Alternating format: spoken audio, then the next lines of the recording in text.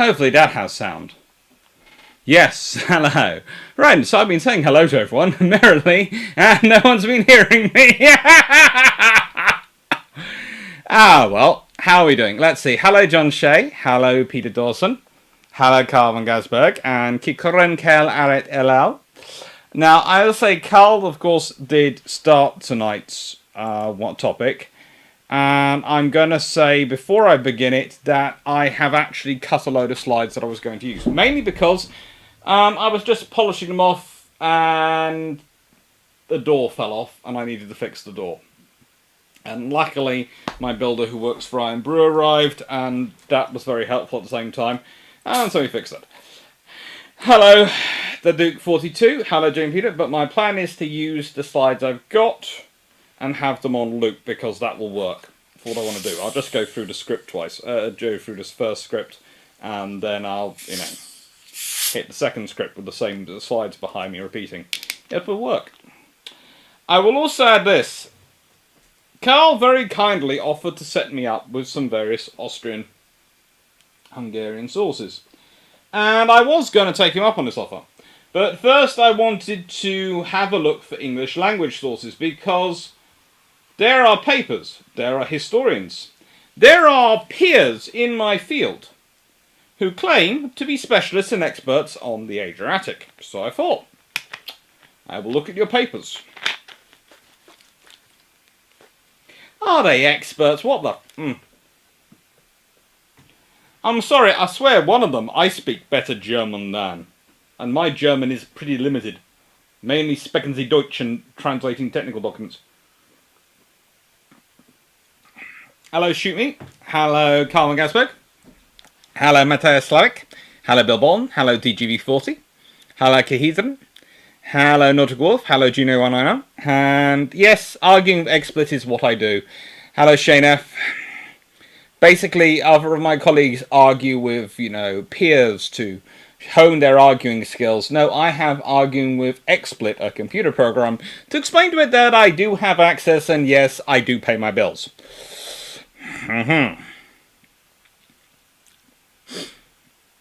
Hello, Derp Squad. Hello, Grosowski. Hello, Silly Manico. Hello. Hello, Jess P. Maybe I can write an ode to the Catalina today. Oh, God.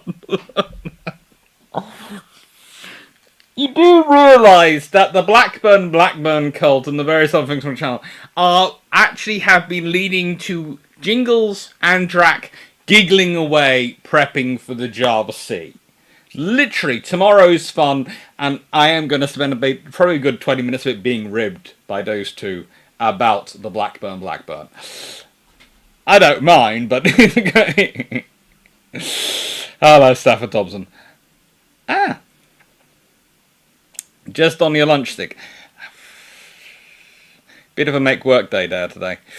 That's always annoying. Hello, John Shea. Yes, I'm now seeing all the ones saying I'm muted, no sound. No sound. Yes, thank you, Dylan Lair, and everyone for telling me no sound. I wasn't muted. It had decided to pick up a different microphone. Why, you ask? I do not know. It was apparently picking up another USB microphone, of which there is only one USB microphone. It's attached. But it didn't pick this one up. It picked up another random USB microphone. Alright. Hello there, Duke 42. Walk down to Hyder and sacrifice a bottle of Iron Brew to the Black. Oh, that's cruel. I want the pictures of Hyder, though. I do want the pictures of Hyder. I always like pictures of Hyder. Hello, Rick Vasawa. Hello, Carl. Signal no sound. I'm flashing it at the screen to no avail.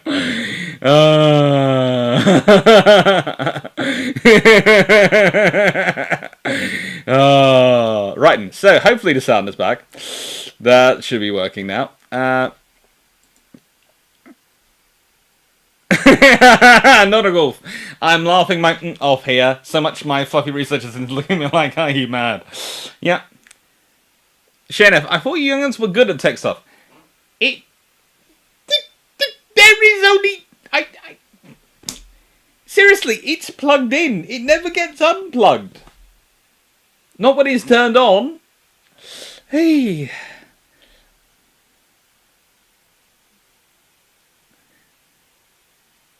Meanwhile, I can critique the lighting. I think the lighting's okay.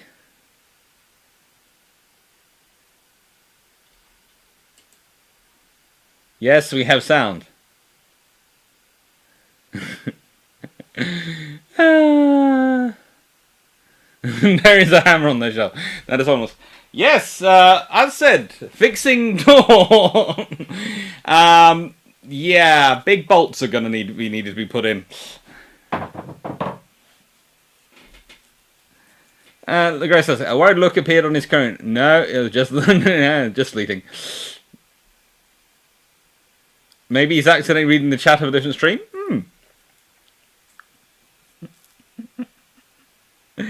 Oh, take care. Yes, sound now. Hopefully. Hello, Jack Hunter. Hello, Tom Golding.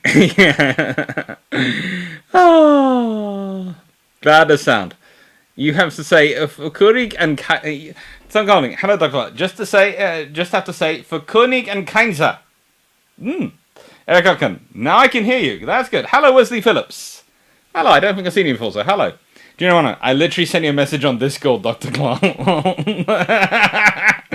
Well, the phone's on silent. I'm fed up with having YouTube tell me off because my ringtone goes off in the middle of these. And they tell me off because apparently I'm nicking the music from somewhere else. I'm sort of going,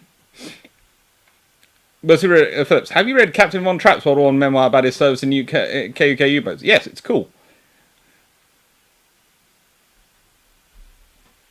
Calvin goes, sorry, I just offered Hungarian sauces. My German is Guten Tag, bitte, danke. No, that was fine. Hungarian sauces and all these things they were offered, but I'm going to do those another time. I think this might well turn into a bit of a series. I might invent back into the Adriatic at some point, because it's one of those things that we all know. My big thing is I get annoyed when areas haven't been done properly of history, and they're big areas. And one of the things that surprised me is we talk so much about littoral warfare these days. We're talking about literal battle space and all this stuff, and sit there and go, World War I Adriatic is the definition of the littoral battle space. And yet, nada.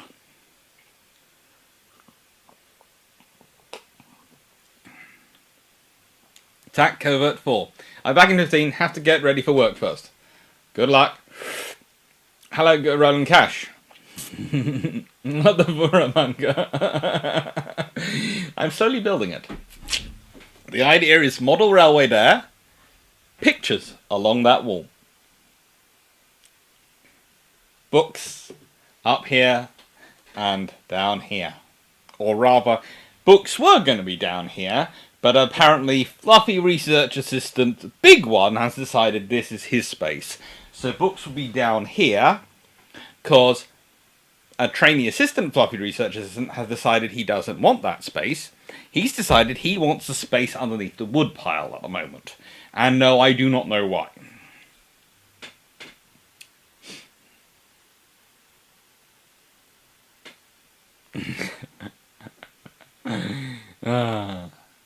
That's good. You're welcome. Enjoy the ribbing. I do.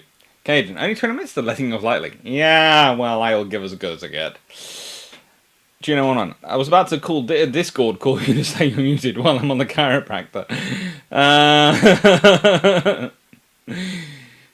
long as it's not picking up your neighbour's microphone. If it was picking up my neighbour's microphone, that would be my sister. It would be quite funny have her talking in the middle of this. Carl goes, maybe the German radio is wrong? No, I'm not sure.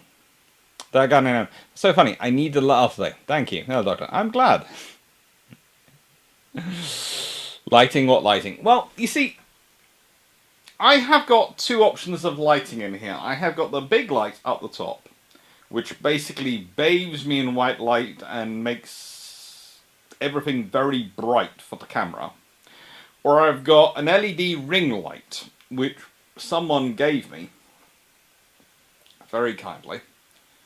And so I can use that, but it does create this sort of thing of a shadow behind me, and I look like I'm sort of about to be cross-examined because I've got the light up in front of me. But, you know, I will work things out. At some point, I will figure things out. I'll either sort of put a light to that side or things. And besides, my desk still isn't in because I haven't finished the back here because I'm going to be slightly further forward this because the railway is going to come out to about here. And the desk is going to be hard up against that wall. And so I'll be further forward, which might mean I will angle the camera down a bit. Not sure to stay the setup, I don't know. But I've put the camera in a nice fixed position. It's got a mounting I've built on the wall. Hello, Jeff Beeler. Jeff Beeler, afternoon all. Looking forward to tales of hydrofoils, hovercraft, mini-subs and Porco Rosso. Ooh, I'd like that. Porco Rosso definitely will be making, it could be making a visit.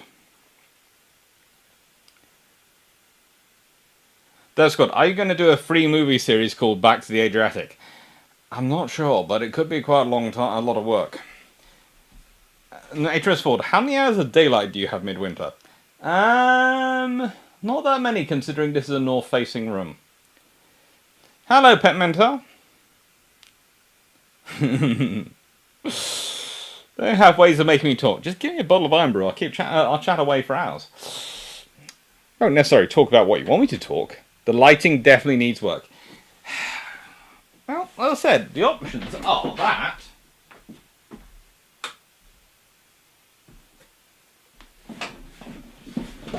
Or that. Which is okay. Again, they're both okay, but they're not exactly great.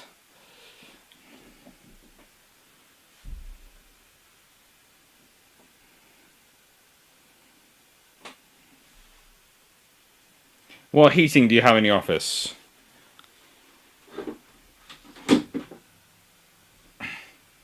At the moment, the plan is to buy a proper heater and put it on the wall. I'll be installing that one myself as well. It's perfectly nice little heater, as I say. Right. Not from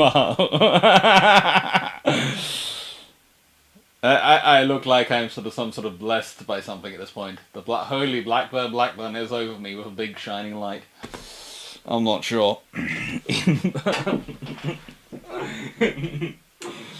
Oh. Hello, Richard Author. You've got a Troy that's being washed out from in front or above. Yes, pretty much. Basically. Hello, Dan Freeman. It's I'm working it out. Is what we'll go there.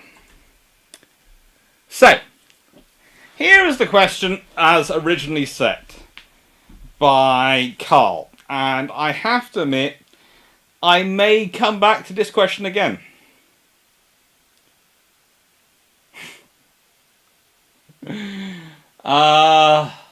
That would be kind of interesting to try and manage on. You need lighting gels. I need something.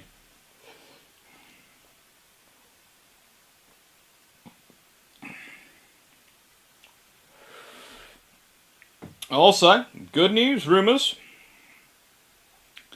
There might be there might be a second series of Mysteries of the Deep coming on Discovery, so we'll cross fingers for that one.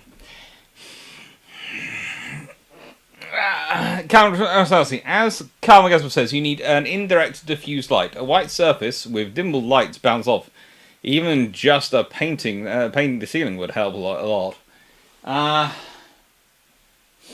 Don't get me started. I might do that, but as for a white surface with the light bounced off.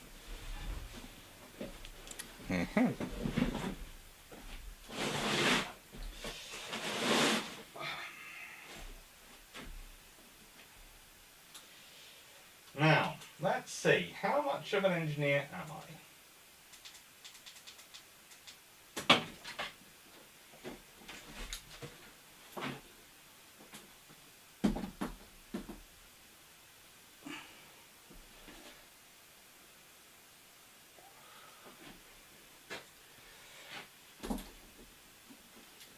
see what we can do about this one. So, if I put that there. Hope I didn't bash that too much, sorry.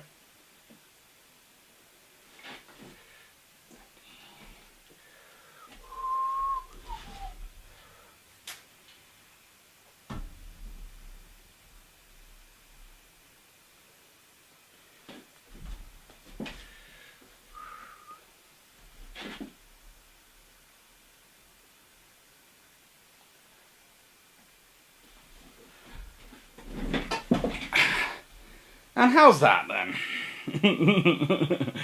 And that sort of might work for a bit. We'll see.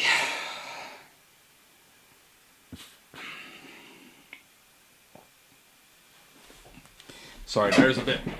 If I turn, I might turn that a bit more that way.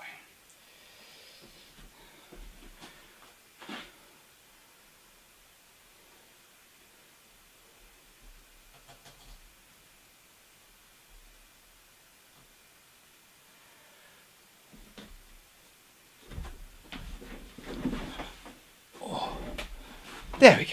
How's that? There you go. Ah, Jennifer, good evening, Dr. Nice shed. Yes, thank you. Always good to see the behind-the-scenes production clips. It happens. I take advice willingly. I'm dyslexic. I'm used to getting advice by people.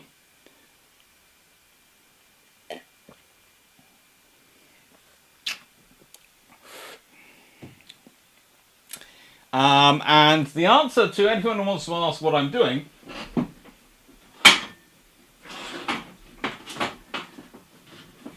well,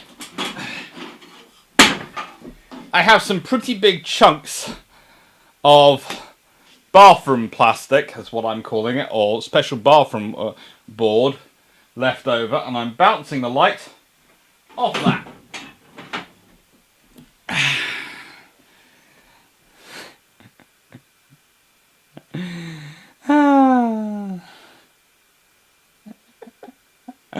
Right, so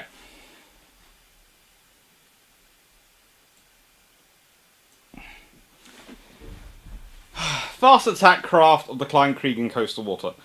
Well, as I was saying earlier, the Adriatic is one of those wars which really doesn't get enough written about it. And I have a cunning theory. It starts off with the French fighting the Austrians, and the French seem to not do that well. In fact, the French Navy, frankly, is terrible. It's terrible, entirely. They have one of the worst beginning of World War I of any major navy. They have lots of ambitious plans. They have lots of weird-looking ships they're going to attempt those plans with. And at a certain point, they even try it. But, oh my god, that really doesn't go well for them. And you have the Austro-Hungarians going along going, oh, having great fun. And the Italians going, we're not sure what we're going to do. Until about May 1915, then the Italians get involved. And then it turns into a grudge match. And I mean a grudge match par excellence. Basically, the day the Italians declare war, and the next day the Austrians are bombarding them. And going, we're here. And they bring everything to the party. They bring the lot. Everything that can come, comes. There are also stories where there's literally an armoured cruiser running from a submarine. I'm not talking about it, them zigzagging and, debating, calling in destroyers. No, running. Literally going, there is a little submarine here, I've got nothing to do with this, and running away. He suddenly starts to make very big, clear idea of why Royal Navy in World War II, by the time World War II is going, ASDIC goes on everything. Battleships? No. But everything else. Aircraft carriers? Are you drunk? No. Everything else. But you said it goes on everything. It goes on everything. But not battleships and aircraft carriers. No. Because the cruisers are basically going, there's a submarine after me. Save me. It's the elephant running from a mouse all over again. What's quite funny is that some of the armor cruisers actually survive it. Some don't. Some get run down by a submarine. We can figure out what happens there.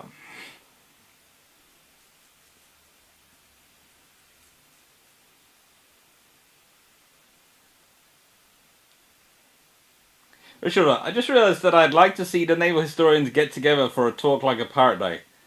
See what they do. Well, my hearties.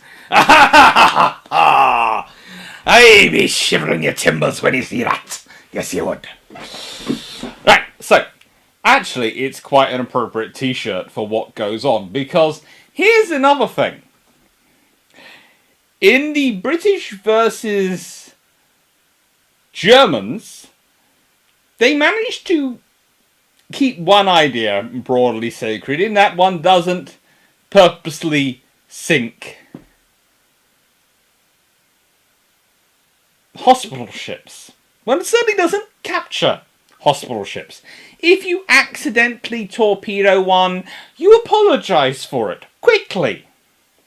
Not in the Adriatic, no. See a hospital ship? Mahaha, target. We were bored! And you simply go get... What?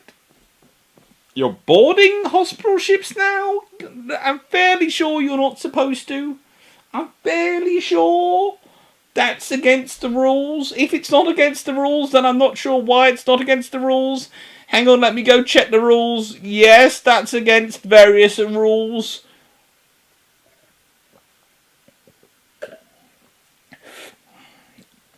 You have to remember, hospital ships have so many protections on them that some navies, i.e. the Royal Navy, choose not to have a hospital ship.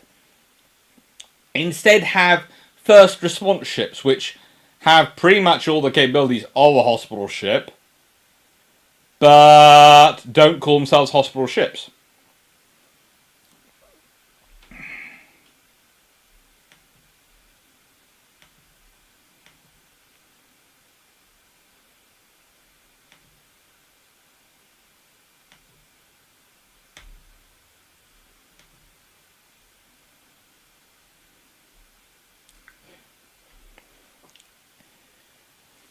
Juno, Descott, I mean, surely a few cruiser caliber shells near the periscope would encourage the submarine to go away. You'd think. Or, in the case of HMS Dreadnought, ramming the submarine will make it go away. I'm fairly sure the Royal Navy, and I did look down, the ships are running away, going, why?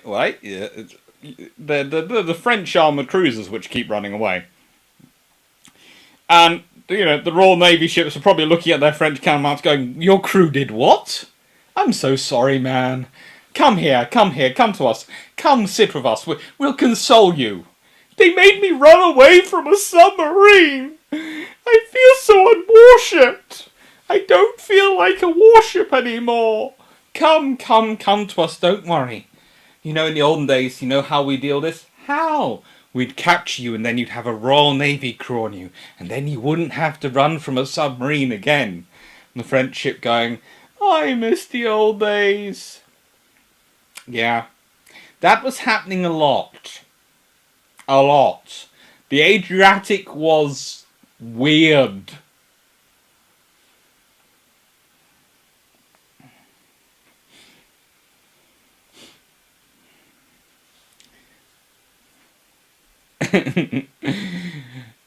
Cruiser runs away from submarine. Dreadnought, hold my rum. Time to exactly as Dr. Clark said it. Yeah, well, great minds think alike. Not a Guelph. Why? Just why? Please tell me the patients were okay at least. That's a whole nother fun story about what happens with the patients. Carmen Gasman, really not hospital ship, but the medical frigate from the Return of the Jedi. That's good. I think the only reason you're allowed to board a hospital ship is that you're also a hospital ship and rendering aid to the wounded. Pretty much. Richard, when Dreadnought told him to go away, the suggested direction was given. I believe it was down. Yes, in Zaldzowski. So it's Klein Krieg, which is interesting. When I was looking that up, A, there was a huge debate. B, didn't exist in a lot of English literature, but then you found it in the German and the Austrian literature. And also you find it in the Russian literature, which is why I have Malaya Volia there for the Russians, because frankly, the Russians have spent more time researching the Adriatic than the British or American or Australian, Canadian, New Zealand, South African, Indian, most of the world, basically pick any other country in the world, they've done more research than them, combined, into the Adriatic, other than particularly the nation. And here's the thing also, the Italians on the Adriatic are very, very focused in their research. I mean, incredibly focused in their research, because I rang up I have a friend who I chat to quite a lot, who's doing her PhD in Rome. She's an excellent scholar. I actually know her because I know her girlfriend, but we'll leave that to one side. But anyway, we've started talking over the years, because she's doing naval history over there, and we were talking about it, or going through it, and she was going, and sort of going, that we know this happened, but there's no information about this anywhere. There's no book. So content, you've got... Well, the thing is, I would like to use Von Trapp's account. I will be referring to it at points. But I can't really rely on it because I haven't got the other side's account. And the basic rule of history is you need both sides. Or as close as you can get both sides. They don't exist. It doesn't exist. There is one incident where Von Trapp is merrily chasing an armoured cruiser around. We know he's chasing it around. We know the French know that he's chasing it around. But there is no account anywhere. It just doesn't exist.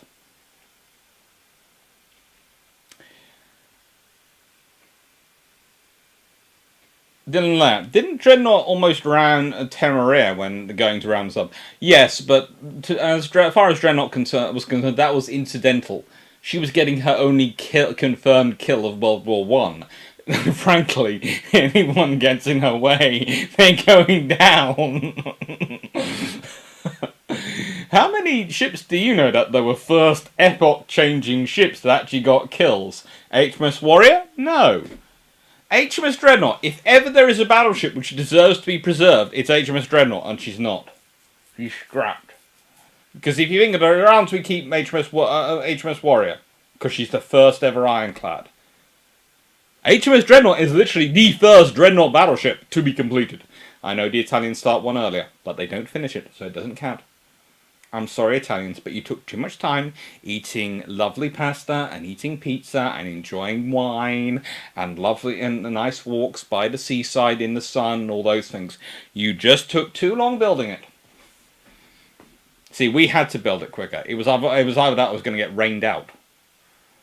This is why Britain builds fast. Yeah, it's rain.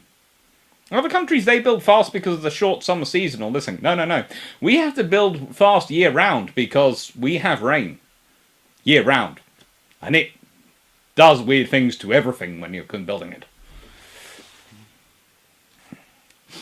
The French ships missed the old days because then they were in the Royal Navy after a couple of years. And that was a much better feeling for those ships. Yeah, it was. Richard, I type slow because I'm laughing most of the time. I'm glad. Jeffy, always thought it was strange that the Italian Navy and a good chunk of the French Navy demanded more help from the Royal Navy just to deal with the Australians. Oh no, it's not just the Royal Navy which turns up, right? It's the Australian Navy, the Japanese Navy, and the American Navy that have to turn up in the end. And the French Navy are left behind, specifically because they are fed up with looking after them. Literally, the final battles of the Adriatic are the Italians are here, yay! The British are here, yay! The Americans are here, oh good! The Australians are here, yippee! The Japanese are here, oh dang! The French aren't here, hallelujah! The Allies have a chance. Shoot me. Could it be a minesweeping sloop, not a cruiser? Unfortunately, no. It's a full-blown cruiser. Great House, we also didn't keep Warrior either. Generally, we're pretty bad at preserving ships. We are. We're terrible. Britain is atrocious at preserving ships. I was asking, how could they scrap HMS Warspite? She tried not to be. She tried to book herself a permanent holiday space in Cornwall. That's what she wanted. She wanted to retire to Cornwall. You know, like quite a lot of people of that of personalities of that generation did. Cornwall's a lovely place to retire to in the 40s and 50s. It's got fairly decent weather year round. It's got lovely sea views on three sides. It's got good food, excellent seafood, great ice cream. It's a brilliant place to retire to. HMS Warspite wanted to retire to Cornwall. I just wouldn't let her. That's good. Is the issue with the records about World War I in the Adriatic that both Italy and Austria had their relevant records somewhat bombed by the RAF and United States Air Force? That doesn't help, no. Gage, Japanese torpedo boats. No, Japanese destroyers and cruisers.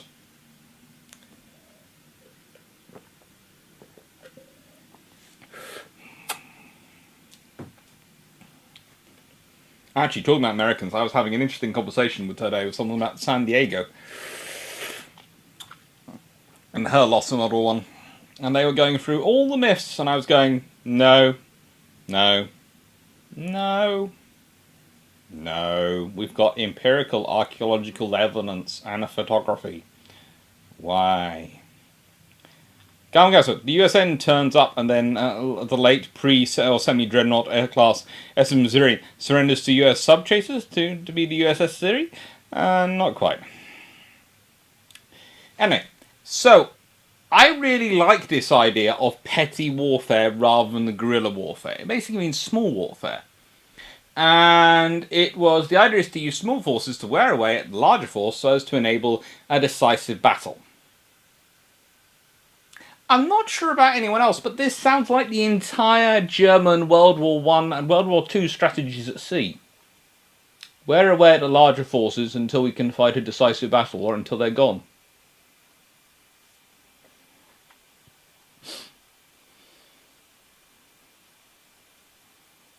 Shoot me, Warspite did not retire, she just found another thing to ram. Potentially.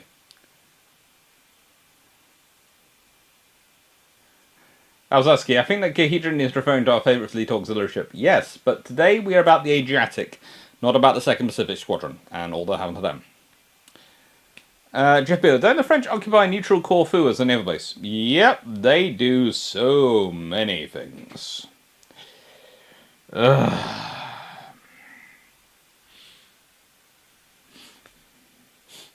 certain points, the Royal Navy in the Adriatic are just looking at the French going, you want to do what? And there's a point at which the Royal Navy and the Italian Navy are both looking at the French Navy, and they're sort of, you can just imagine it's the admirals on either side of the French admiral looking at him going,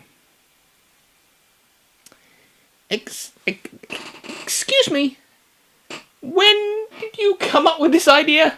Were you playing with little plastic duckies at the time or something? Because it's not rational. That's good. The best thing about retiring to HMS Cornwall for HMS Warfare, the front's only a few miles away. If she fancies blowing something up, yes, that is an advantage for Warspite. We do not need Japanese airboats. When the KUK Kriegsmarine alone had 100 torpedo boats and then some TVs. Yes, the the Austrian Navy is actually quite a well designed force. Let me just get my notes on that one. And this is something you have to remember. I think one of the things that is forgotten about the Austrian Navy in World War I is that Austria is not a minor power. We are so used to thinking of Austria as it is today that we forget Austria-Hungary was a powerful empire. They had a large population. They had a large navy.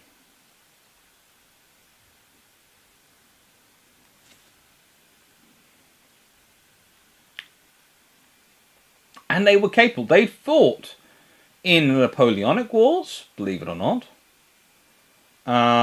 They had taken part in various revolutions. They'd been involved in various things. And they had a whole arms race with the Italians.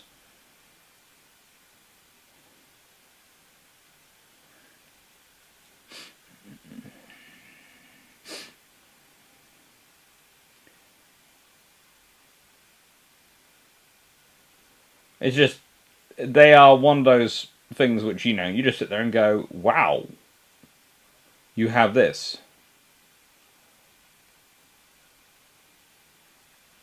And they were a fairly decent fleet. They really were.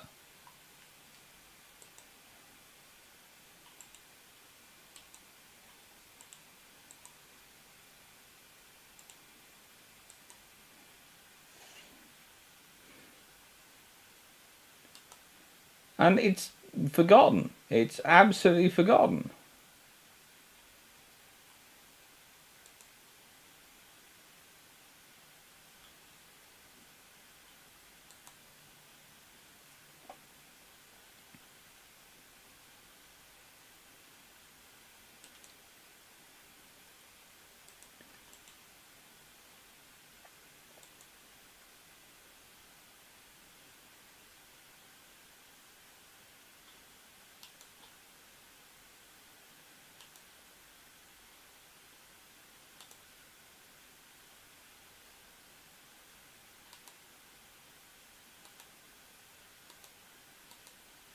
And it shouldn't be. It should not be forgotten. They are a good force. And it's just, it's easy history. You just focus in on the Russia. You focus in on the Germans. You just focus in on this nation or that nation, and you forget there are these ones. So, this, by the way, this picture is of the Jean Bart. And we are now all allowed to say how ugly it is now, because frankly, it is ugly. It is. And you sit there and go, individually components, it shouldn't look. If you, literally, as I say, if you block off everything and you're just looking at the bow, and you block everything from the first stack back with your hand, it looks like a good looking ship. And then if you block off from the second stack forward, and are just looking at the rest of the ship, it looks okay. If you block off the middle bit and just seeing the ends, it looks okay. But when you've got the whole thing together, it just looks no. And I can't quite put my finger on it, because sometimes, as we said, the French either design great ships or they design great heaps of and it just, it's not good.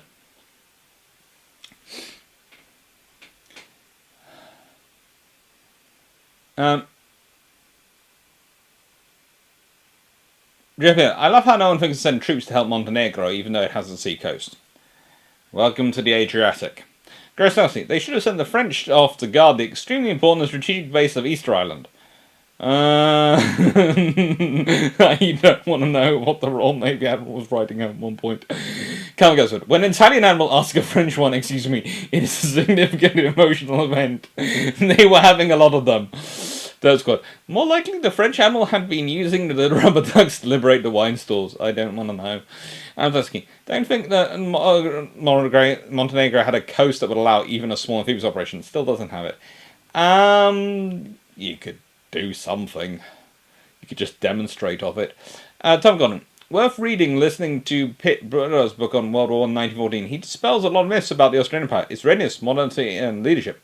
yeah, it's a fairly decent force. It's got a fairly well organised, very well led, for the most part, navy. It's going to do well. Also, man, I just read on wars that Austria-Hungary were in, but deleted my memories of it. Never thought it'd come up. Also, Loki, hello, and they had the best fish protection gear I've ever seen. Flash protection gear for nightmare fuel. Cool. That's good. Hopefully the Austrian-Hungarian Navy was more competent than the army, or they might decide they're going to help out at the Battle of Azonzo. Yeah, the Navy is far more competent than the army. Catherine, Pritt is a good bloke and his son is in the Navy, as well as him being former army.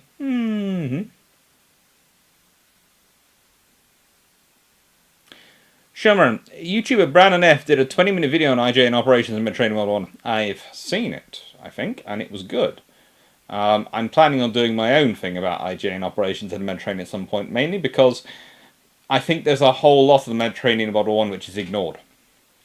Jennifer, the ancient Anglo-Australian Empire was big, but didn't have many places to sail from, and found themselves rather landlocked. Well, that's the trouble. They had Italy sitting in the way, and the fact they were in the Mediterranean. So the thing is, I often try and explain that. Think of the Adriatic as being in a cul-de-sac in a house, as a civil war taking place in a cul-de-sac in the middle of a housing estate, which has one big entrance that goes to where everyone, to the main town and where else lives, and one little entrance which goes off to the rest of the world, to another town a long way away.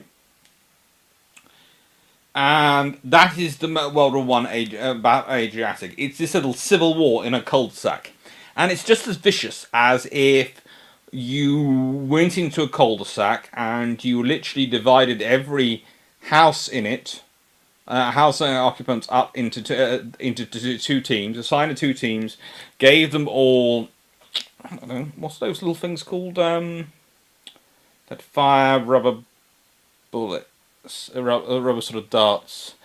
I forget them called. I'm fairly sure. Oh, Crack bought some for Jamie's kids. What are they? I've forgotten. Anyway, those, gave them all those and told them to declare war. It's as nasty as that.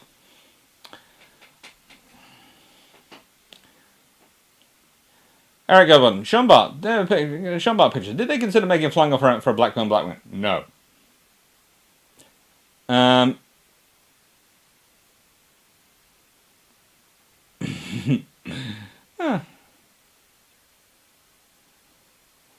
Dr. Clark, and the cult of the Jean-Bart is about to be incarnated. I hope not. Honestly, no.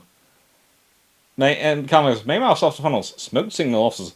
That is one major issue, yes. I just know. They take a good ship and they manage to ruin it.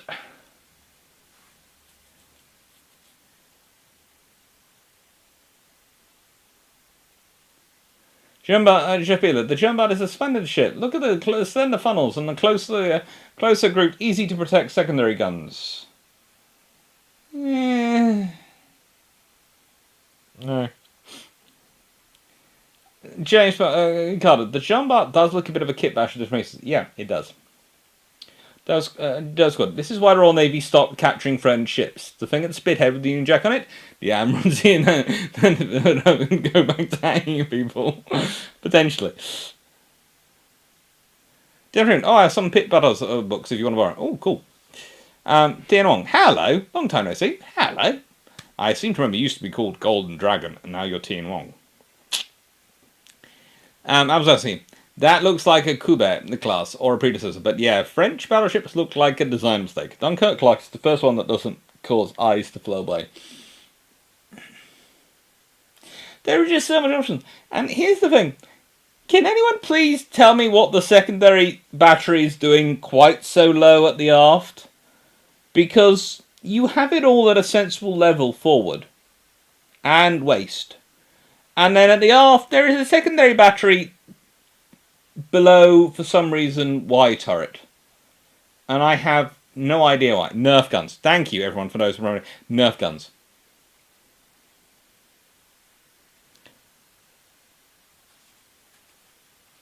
I've been busy with Open University deadlines. Ooh, that's done. Good luck with those. Do you know what? My back feels so much better. For those wondering if chiropractor work, yes, they do. Glad to hear it. That's good. The description of the housing estate is almost exactly the description of Lockleys in Bristol, though a little less violent, and it could be considered in a state of civil war. Jean Bart looks good compared to HMS Hercules. We will not get into that debate. I'm not putting up a picture of HMS Hercules. Not for anything.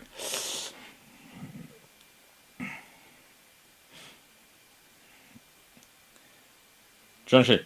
Wait, is the Jean Bart one of the battleships where somehow the secondary guns outrange the main guns?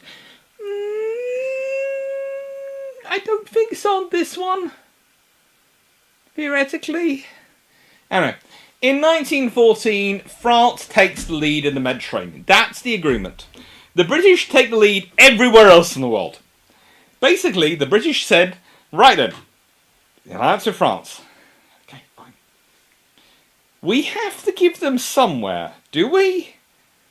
Then there's a load of admirals looking at the cabinet going, do we? And the cabinet going, yes, we do. That's why you have an alliance. But we could send Beatty to the Mediterranean. No. Even Beatty would do a better job. That's disturbing to you, all right, isn't it? But it's true. So what happens? They let the French take charge. And then Goeben happens. So, as we all know, World War I is not the nicest of wars. It starts off, everyone's talking about the race to the sea up in the north. In sort of the France and the Germans simultaneously plan and all those things going on. Yes. There's a whole lot going down south, which just gets ignored. And it's almost a case of, this is not even a theatre, this is just something which is happening.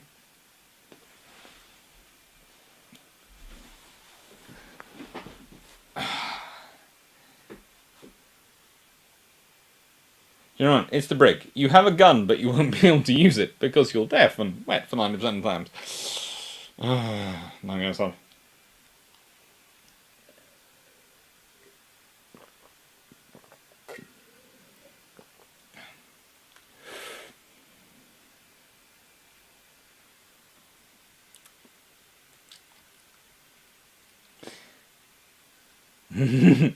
Didn't I? Beatty, better job, never. Yes.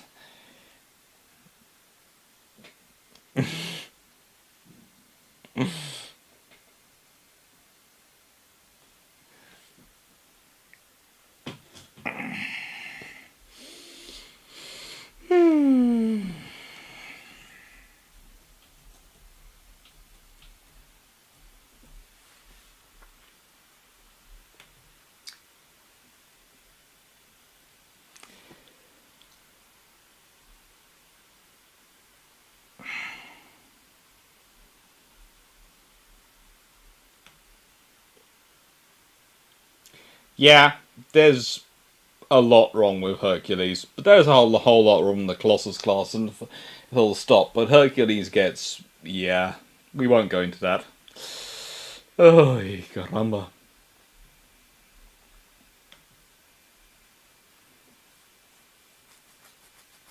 Why would they do that to a ship? Why?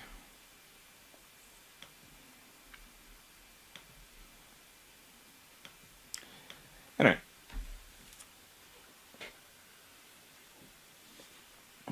So, let's go through the 1914 and exactly what happens in 1914. So, we have 10th August, after a 4-day run, Goeben and Breslau make it to Dardanelles. They have exactly had one fight, and that was with HMS Gloucester, a town-class light cruiser. That was covering them the whole way. The Austrian Navy had sent out a force to cover them on the 7th, but they never made contact, so that never happened anything. On the 6th of August, there is the Battle of Antivari. Now, before anyone starts asking me what is the Battle of Antivari, it's quite a cool little battle. It's also quite noticeable because, well, it actually happens.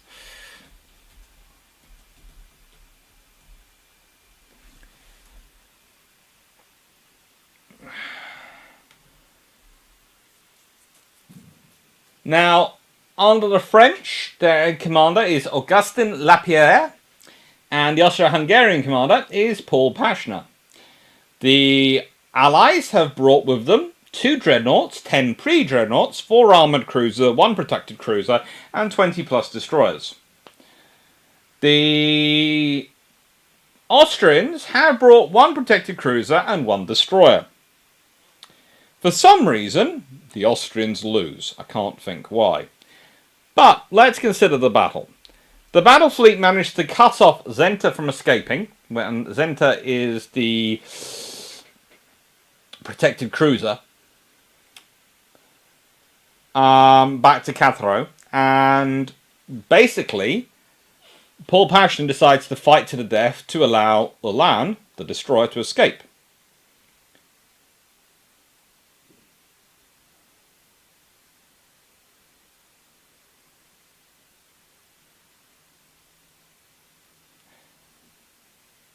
Now, basically, this was to end the blockade of Montenegro, because when war had broken out, the Austro-Hungarians started to blockade the Montenegrin coast, because there are a few ports and places where you could have actually landed troops. And so they send this force to break the blockade. The trouble is, they don't actually find anything out there. The Kuba, the Corbett, the John Bart, they're all there. There is also Voltaire, Venglund, Diderot, Danton, and Conde, all the pre-dreadnoughts. Verite, Justice, Democratie, Patrie, Republique, which are also pre-dreadnoughts. Victor Hugo, Jules Ferry, and Jurin de la Grève. They're armoured and a protected cruiser for some reason. The Royal Navy has got HMS Warrior and HMS Defence, 2 armoured cruisers.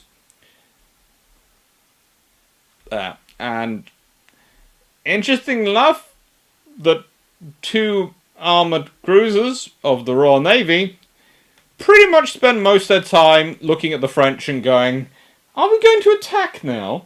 The French going, we will, we will! You have longer range guns, why haven't you started firing? Eventually they do start firing, luckily beyond the range of the Austrians, otherwise they might have lost some ships.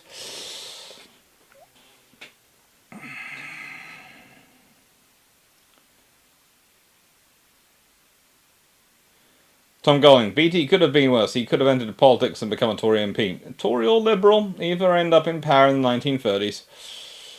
Tom Golding, Janov, there is a case to suggest that even de Robeck did a better job in the Mediterranean in World War I. Tom Golding, Prime Minister David Beatty, that would be quite scary. Please don't go there.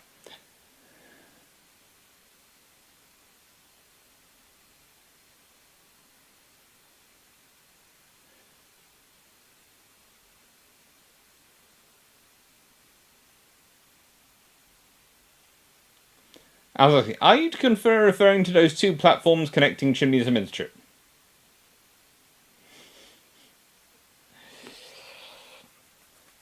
Then there's the sighting of the middle guns for some reason and the way they're positioned. And we won't get started on all that. Do you know what? Nah, BT will be Labour. BT will be whatever gets him into power. John Scott, the best blockade is the one you tell everyone is there and they all believe it so they don't attempt to get to the relevant port, but you never actually deploy it. Yeah, and that basically describes quite a lot of the Austro-Hungarian blockade of Montenegro, because if you consider if their full fleet had come out, there'd have been problems. On the 20th of December, whilst trying to sneak past an anti-submarine net, the French submarine Carré is forced to surface for air. Despite being sunk, the Austrians recover and recommission her as U-14. She will end up in the command and charge of one Lieutenant von Trapp. Yes, the famous U-14 that is the scourge of the Allies in the Adriatic. That is the scariest submarine they fight, and creates one of the heroes of the war for the Austro-Hungarians. Is French. Yep.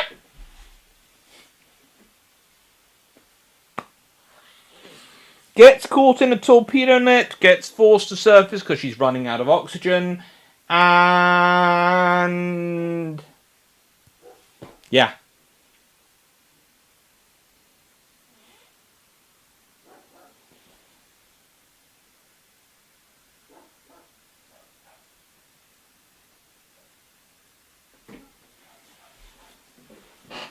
Sorry, I'm hearing a lot of fluffy research assistant noise.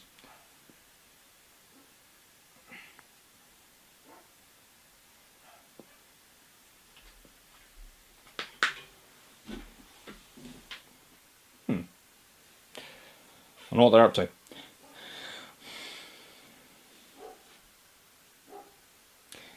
And then, let's see, 21st of December, the U-12 fires 3 torpedoes at the Jean Bart, which is forced to withdraw for repairs. She does survive, though! But suddenly the Klein Krieg method of war is making a lot of sense. It's working. It shouldn't have worked out. She should have had a freaking destroyer escort which was doing its job. Not be out there going, I am a battleship! Engage me and fight me! No! That's not what the... What do you do with battleships? Just... Even ones which are ugly, you don't do that. This is a significant emotional event for me now. Seriously. Anyway, 1915. Things don't improve. They really don't improve.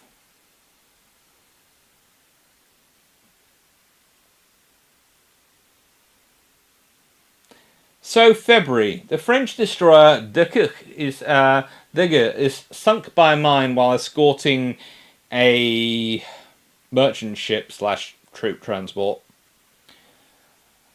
In April, U-5, commanded by Lieutenant George Ritter von Trapp, this is his first command, chases the French armoured cruiser Victor Hugo,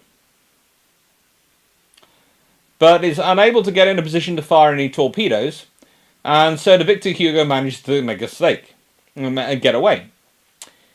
It then stalks and chases Leon Gambetta for 2 days.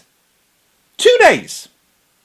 The Leon Gambetta is stalked and chased for 2 days. They actually know and are trying to get away from the submarine for 2 days. Let's go back to it. The Adriatic is not that big. Summon some destroyers.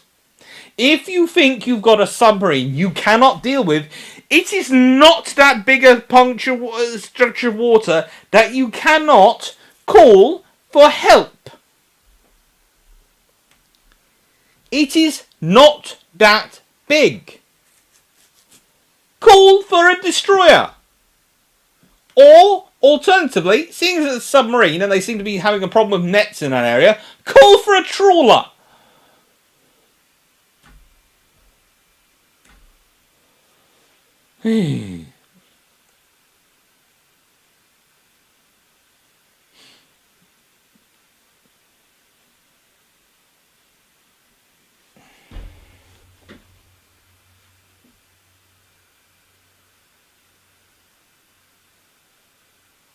Very faster. When the Germans sank the Landry Castle, the Canadians took no prisoners for a day.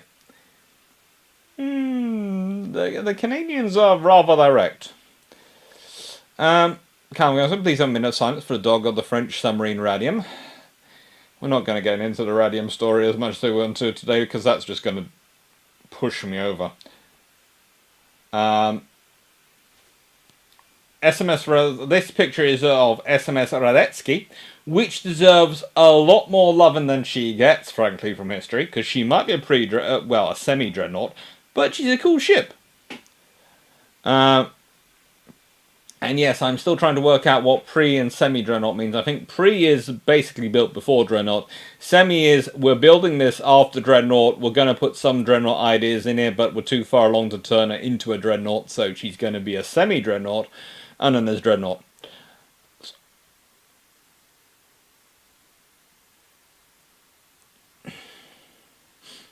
Scott, when were trawlers no longer a viable anti-submarine weapon? Can just imagine a trawler captain going, "Oh, hi there, submarine. We're going this way now. Come along, good chap."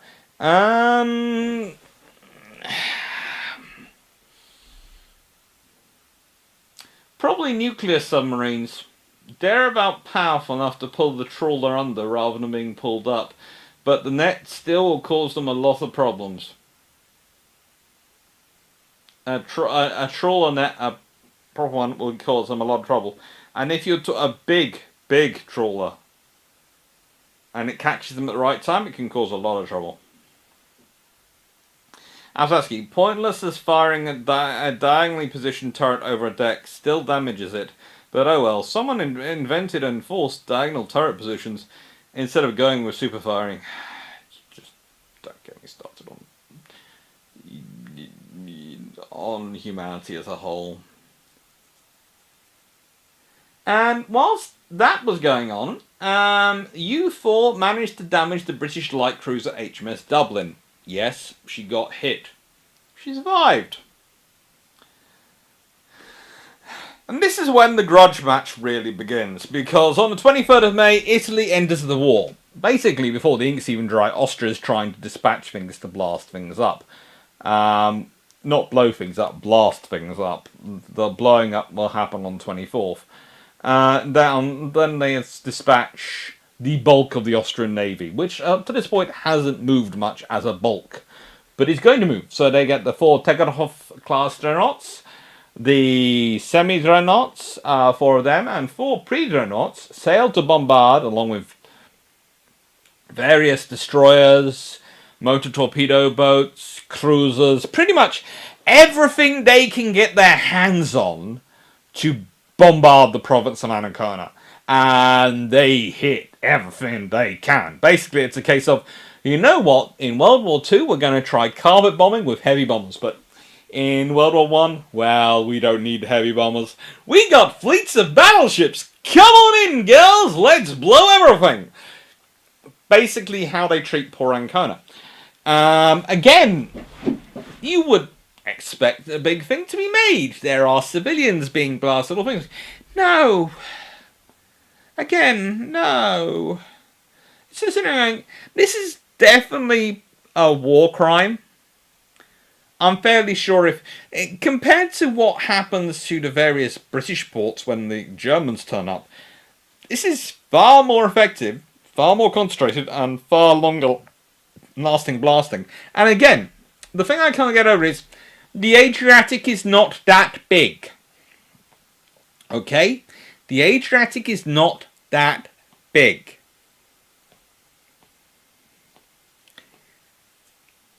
How can you start blasting and fighting and doing all those things without someone coming up and fighting a big battle with you? I don't know, but they do.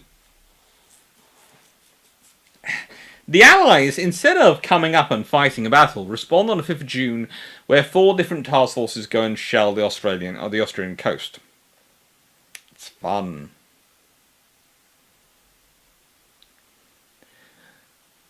It's fun, isn't it? Let's go through some questions. Back in 1914, while the French were having several elephant walks, SMS Radowski, with some other pre-journals, destroyed the Montenegrin artillery trying to Port Arthur, Carter from Mount Lawrence. Basically, risking the French bottling them up in Qatar. They did well. Scott, how slow does your ship have to be that you spend 2 days running away from a submarine? Here's the thing, here's worse, that both those ships spent about 2 days trying to run away from the submarines. John Shea, 2 days to get away from a sub, where subs were slower than a World War II Type 7 sub on the surface so far. Yeah, this is what's going on here. What are you doing with your ship that you cannot get away? It just, no. That's good. Semi-dreadnought might be all big gun armed, but triple expansion power battleship has the firepower but not the speed of a true dreadnought? Pretty much. Although they also have quite extensive secondary gun mounts from the looks of things. Jennifer, on the basis of battleship results against torpedo attacks in the Adriatic 1-1, were the Austrian-Hungarian torpedoes good, or did they suffer to similar problems as the US Mark 14 Italian torpedoes worked well? They were okay. They were really not that bad. They required quite accurate shooting, but a good commander would often achieve that, and the Austrians were benefited have had a fair number of good commanders. You don't have a scenario like, well, of course, in the Falklands War, HMS Conqueror was armed with, of course, Mark H torpedoes, which were Royal Navy World War II vintage. The Argentinian submarines, their bigger submarines, were actually armed with Mark 14 torpedoes of US World War II vintage. So I'm not sure why the Royal Navy was worried about them at all. Let's be honest, the Mark 14 torpedo. Yeah, even when they were fixed, they required so much maintenance that actually keeping them working was blooming difficult. Come on, my two dryland-centric pre-dread one twin 12-inch turret bow and stern, broadside up to 6-inch in casements. Semi-dread 2-2-12 as above, but 4-6 twin 10. That's the main guns. I was asking, we certainly need a live with dock and drag titled Mark 14 torpedoes and HMS Hercules, design flaws as seen during the defense of Singapore. Oh, because Singapore or Crete.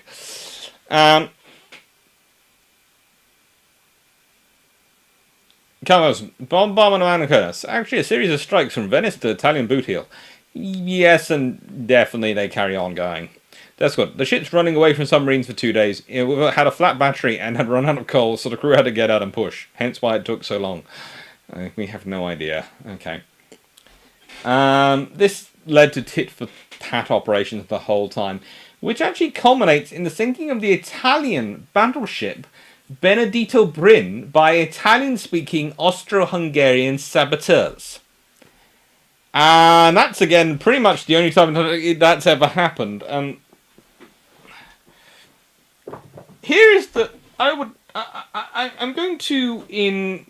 actually going to use my toy that these are being saved for the fluffy research assistants. They're their treats for Easter. I got them. They arrived early. So, this is what I'm using to demonstrate the British Admiral's face when the French and Italian Admiral were telling him how the Benedetto Brin got sunk. So, Admiral, yes, we've lost a battleship. Was there a battle I didn't know about? No. Saboteurs were allowed on board and managed to blow her up.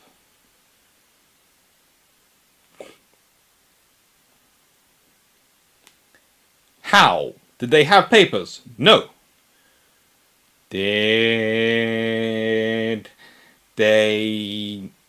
Were they all women and attractive women?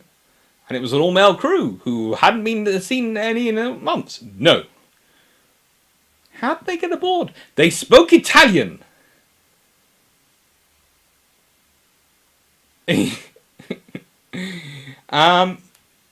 more I look into the Benedetto Brin, the more I am A, impressed by the Austro-Hungarians' je ne sais quoi, their chutzpah, their bravery in doing this.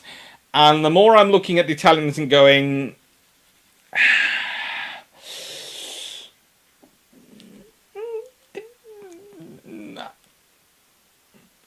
basic security? You know, here's the thing, if you've got strange people coming on your ship and they're bringing large bags with them, Open and search the bags. You know, here's the thing. I am a British national, an academic. I'm well known to various parts of the Royal Navy. When I go on a Royal Navy ship, I always have to open my bag, and it's in peacetime. And they check inside the bag. I always do. Or I don't take a bag if I'm going on a particularly quick visit, so I don't need that sort of level of stuff with me. I don't need more than my phone, etc. And still, they will check my phone to check my phone's my phone. They will check. They'll do the basic security. I know that's modern, but I didn't think the idea of basic security was modern. The idea of sentries challenging people and asking permission to board a ship has been around for hundreds of years.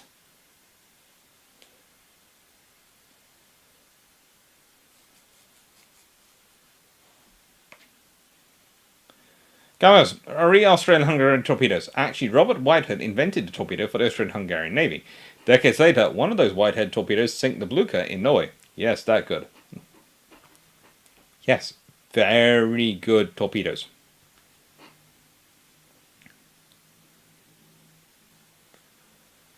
Peter Dawson. The Italians lost the battleship due to special forces. They learned their lesson well enough to get the Alexandria Model 2. Actually, in World War II, they get far better. They developed those special forces during the war.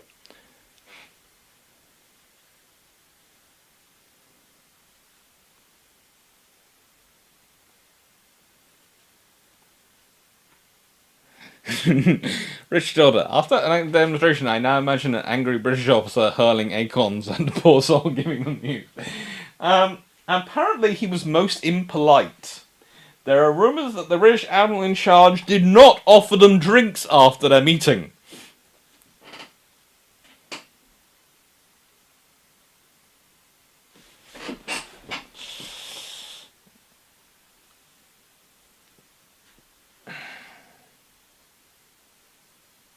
Gordon Collins. They could at least pretend to be Abyssinian royals. There are so many things they could have done.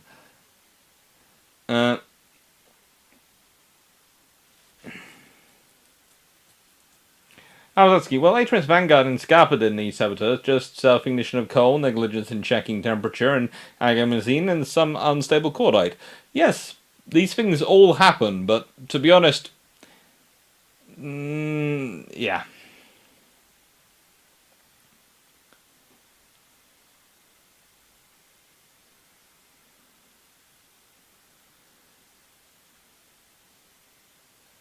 To be fair, a bunch of Bloomsbury set got dressed up as Abyssinian royals and got a tour of a general. Yes, but there's a difference between getting a tour of a ship and getting left alone enough to actually sink the ship.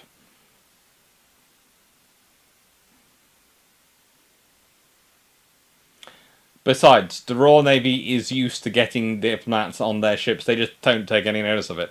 I would agree, though, it's a bit funny that they got aboard in the first place, but they never got left alone enough to actually blow up the ship.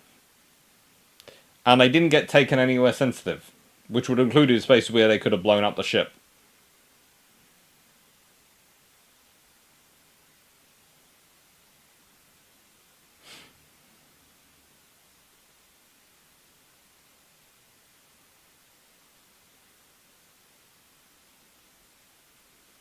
Didn't the Royal Navy fool the Abyssinian royals trick? As I said, yes they did.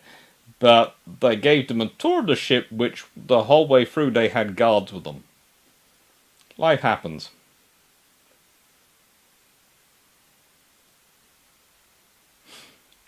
Carl goes, oh, and last one for Ancona. The fourth Tegnov, the SMS incident, was not ready till the end of 1914. No. She wasn't ready till the end of 1914. But she did take part in this 1915. Let me just check. Because there are lots of different things which list the fourth.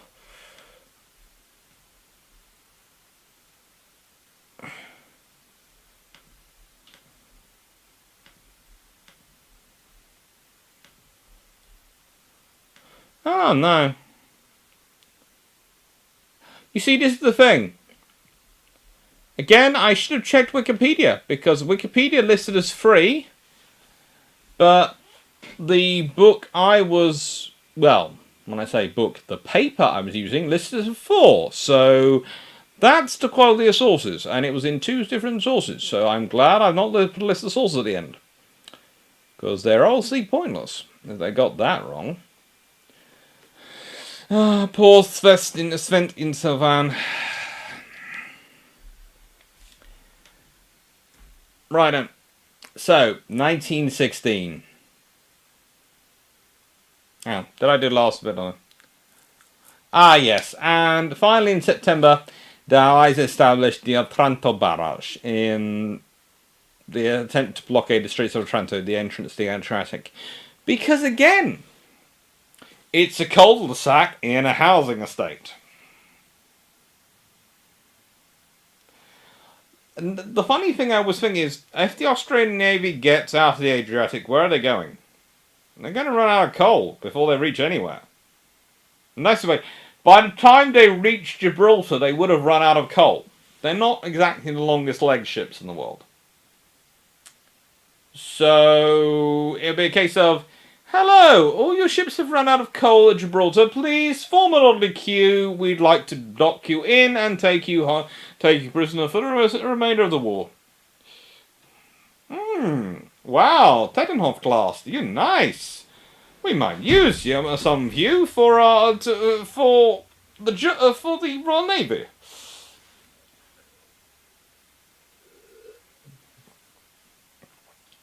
Basically, the reason to blockade them is because of protecting Italy. But again, you can't really protect Italy by blockading the Strait of Otranto, because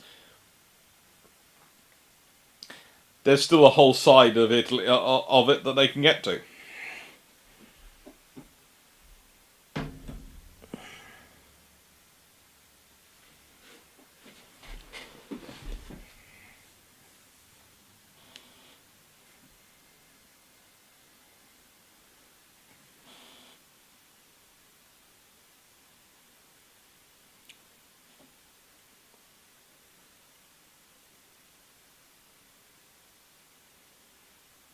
Alzowski, when it impossible to blockade Austro-Hungarian Navy in ports using the Italian bases, blocking Otranto Strait is easier but leaves 1/3 of Italian coastline as operational and allows Austrian-Hungarian supply routes.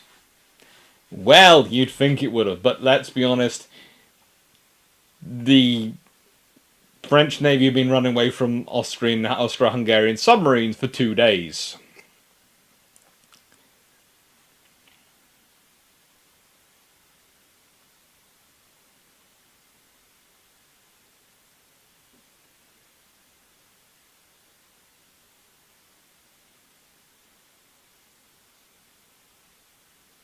Doing wrong. The perpetrators were the same people. Correction, Cambridge University, not Oxford. Ah, Abyssinian Royals. I've got to remember that one. 1916. The happy hunting year for Austrian submarines. U-11 is captures the Italian hospital ship King Albert on the 18th of January.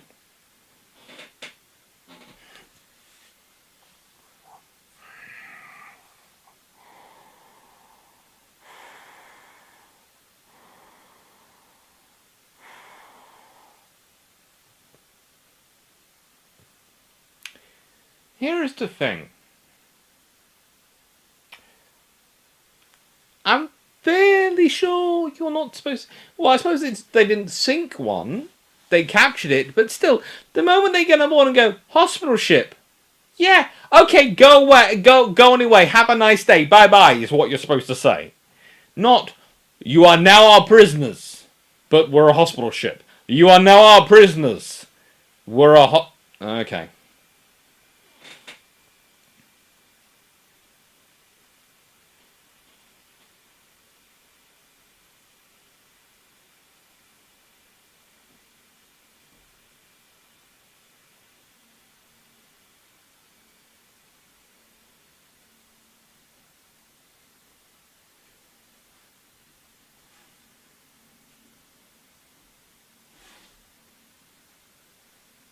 Guys, Rio and Taranto Barra. So you put out a bunch of drifters as targets, while the Tatra and Adams Pond classes are the fast ships in the Adriatic. Welcome to my world.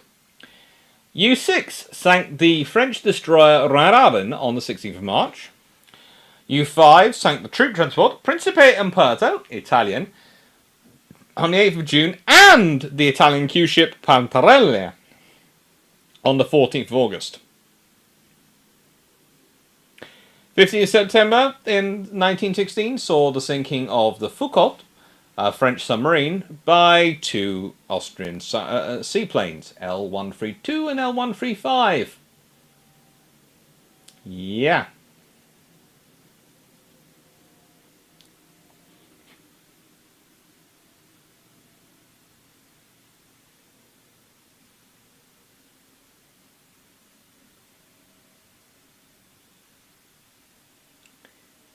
On the same day, the Ampere sank the Austro-Hungarian, a French submarine, sank the Austro-Hungarian hospital ship number 1, former Lloyd steamer Electra. Ay, caramba. You just sit there and go, why? What are you guys on?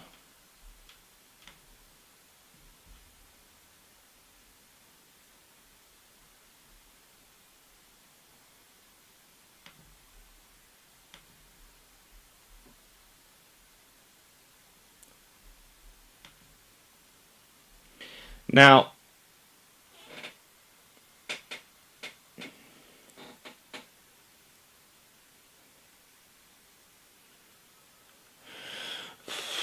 I've sit past the Battle of Durazzo in 1915. It happens in December 1915. And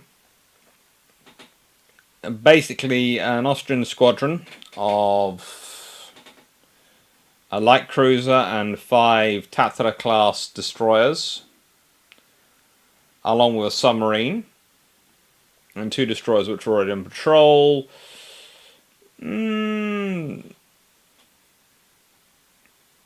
Well, they're heading out for Durazzo, and they sink the French submarine Monge on the way. SMS Balaton sinks her. They get to Durazzo, they sink a Greek steamer, 2 schooners. Then they run into a minefield, and they lose Lika and Triglav. They take Triglav in tow, and then actually the job of the tow is first done by SMS Sespel, but then the job's taken over by Tatra. And the Austrian force are then returning slowly north. And at this point, the British actually send out a light cruiser, HMS Dartmouth, an Italian scout cruiser, Quattro, and 5 French destroyers to try and cut them off. These are followed later by another Italian scout cruiser, Nino Bixio, and HMS Weymouth, and 4 Italian destroyers. The Austrians send out an armoured cruiser to support them, and a couple of light cruisers to support them.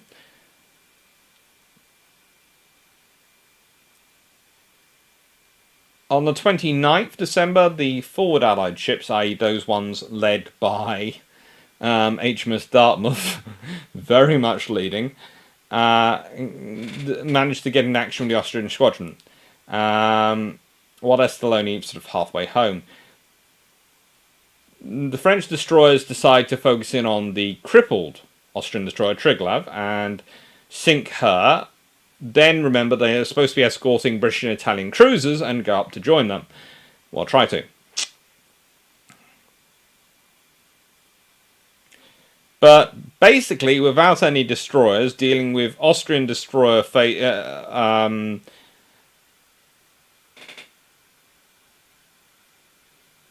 the Austrian sort of destroyer feints and long-range gunnery duels, they actually don't manage to take on the rest of the force, because, you know, what was really mattered was destroying that already disabled destroyer that couldn't go anywhere. Oh, God Lord. Ampere. The Ampere is a French submarine. Seaplanes. I was asking. Seaplanes. L132 and L135.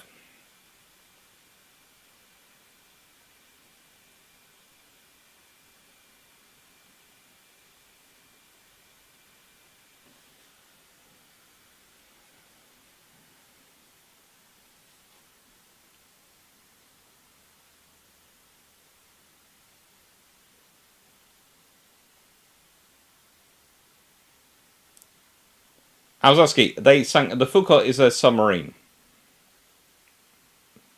It was a small submarine. Take care, Jamie.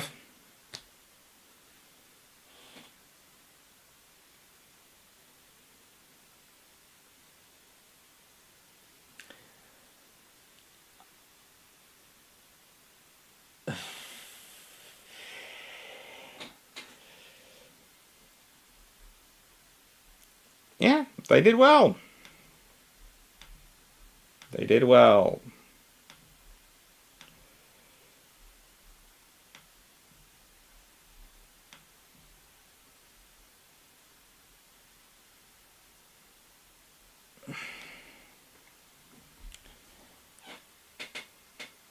Uh,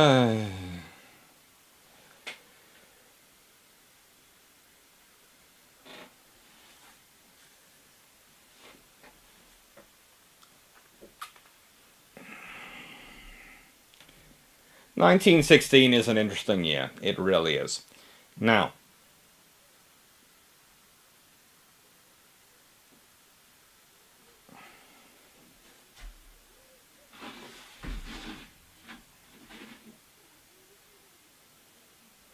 sorry, I've just heard a pretty weird noise outside. I'll be back in a second. I'm going to go check what it is. Sounded like a dog in distress. I'm sorry, but I'm going to quickly go check. I'll be back in a second.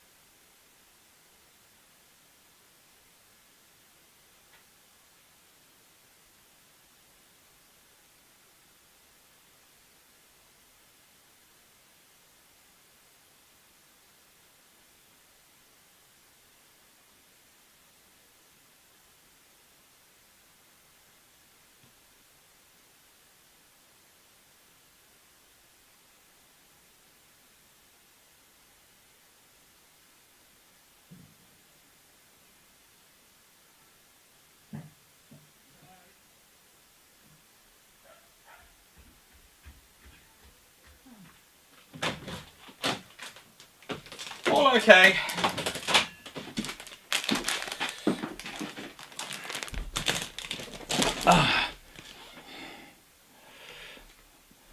All okay.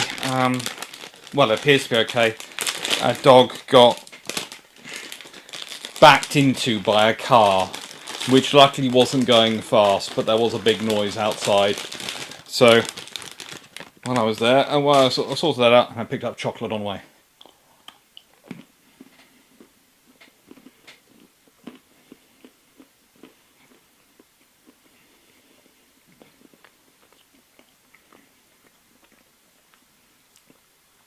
Doesn't look too hurt, and I don't. The owner was one in the car. The one in the car. They were just parking their car. So,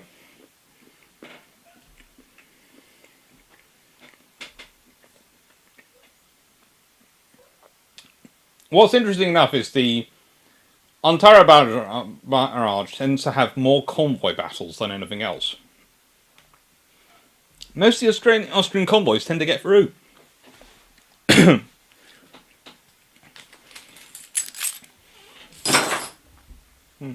my own brew.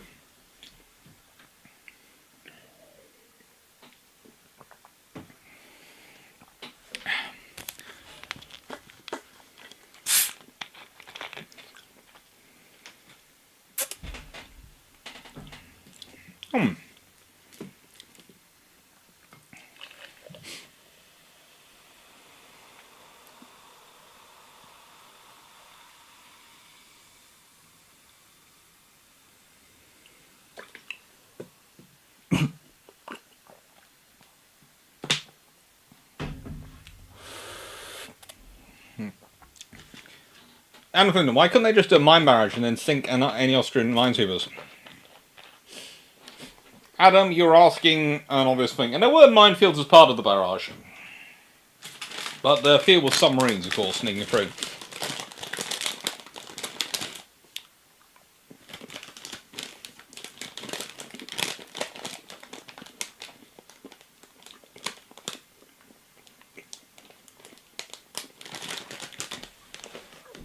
I have a theory about it. I reckon the reason the hospital ship gets sunk is the captain of the Ampere had seen a really, really early screening of The Godfather. I'm talking one which was decades before it was even produced.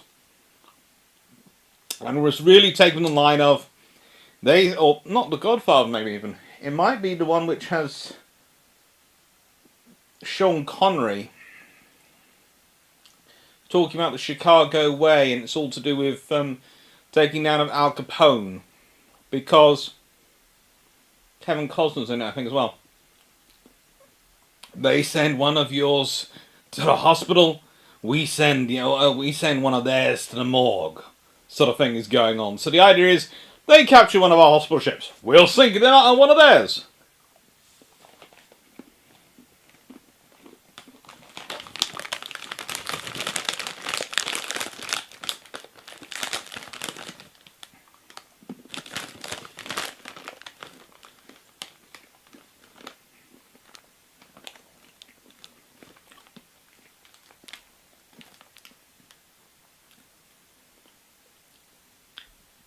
Come read 22nd and 23rd December, and we can get into this.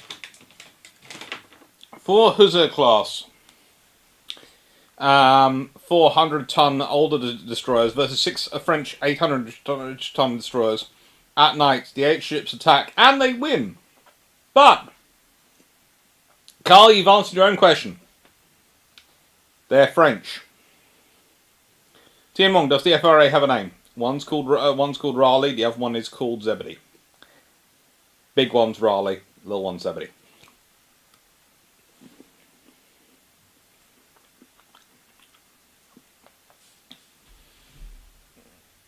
Basically, the French are just having a bad war in the Adriatic, a constantly bad one. And it just keeps getting worse. And this battle is a classic example of it.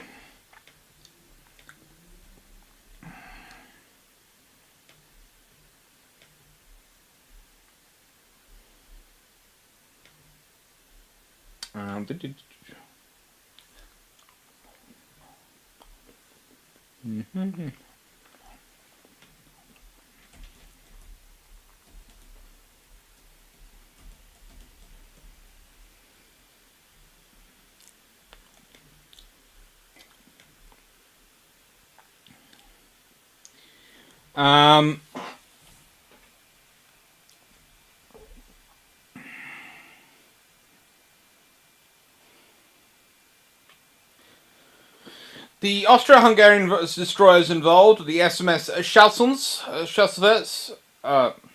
Schnaffelschutz, yeah, Reka, Demara, and Velebit.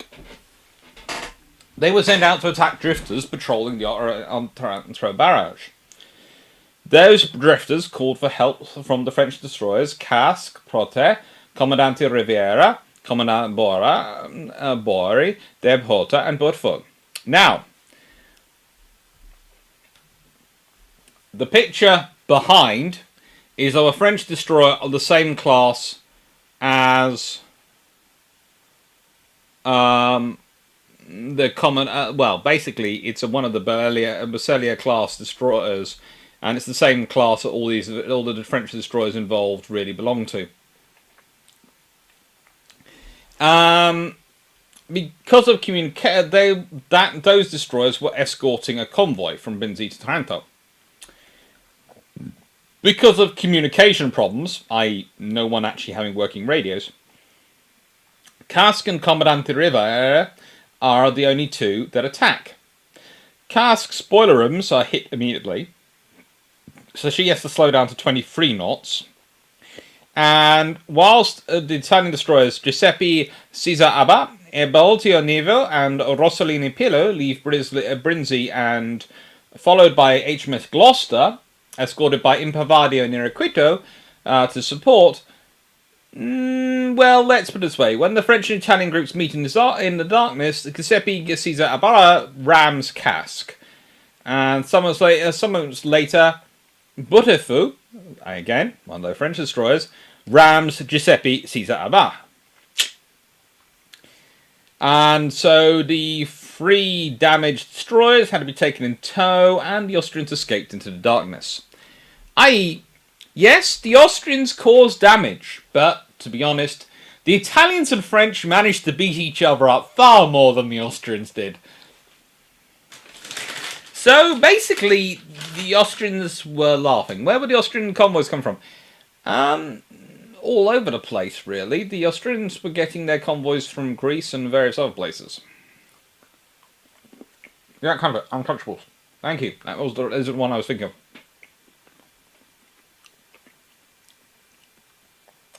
Led by a certain Captain Bogolino Vonti, who later founded the Polish Navy. I was partially responsible for that Polish DD singing to Bismarck, I am Pole.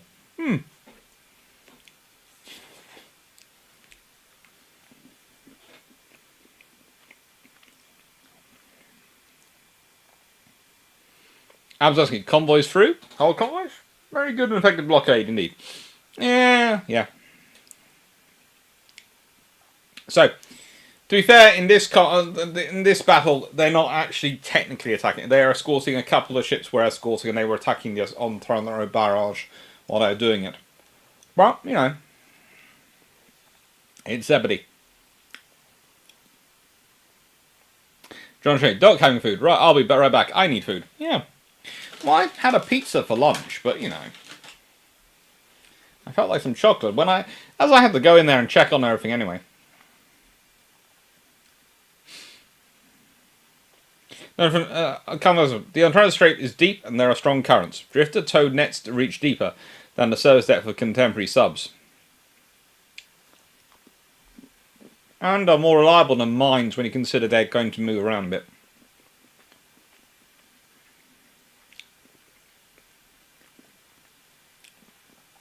No, my mum names the dogs, and she decided she wanted Zebedee. There again, in names history, we've had a Montgomery and a Mozart before we had Raleigh, so...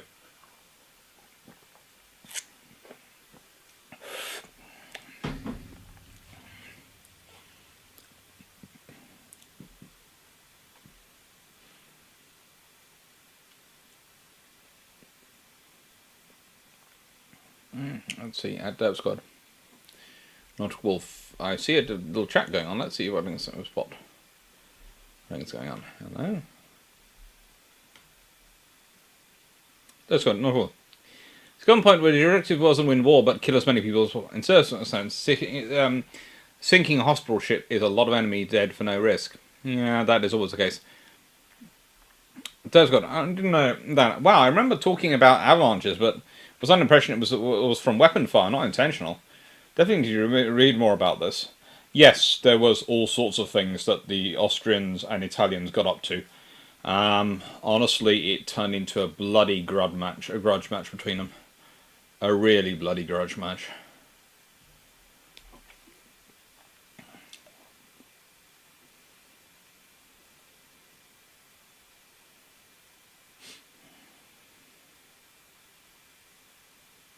Cameron's three hospital ships. Even at the Battle of Antivari, they left survivors in the sea. That greatly upset that A.B. Cunningham on Scorpion at the time. But the AAH Kriegsmarine was the only navy at that time which actually trained crew to swim. Yes, we have ships. Let them swim first.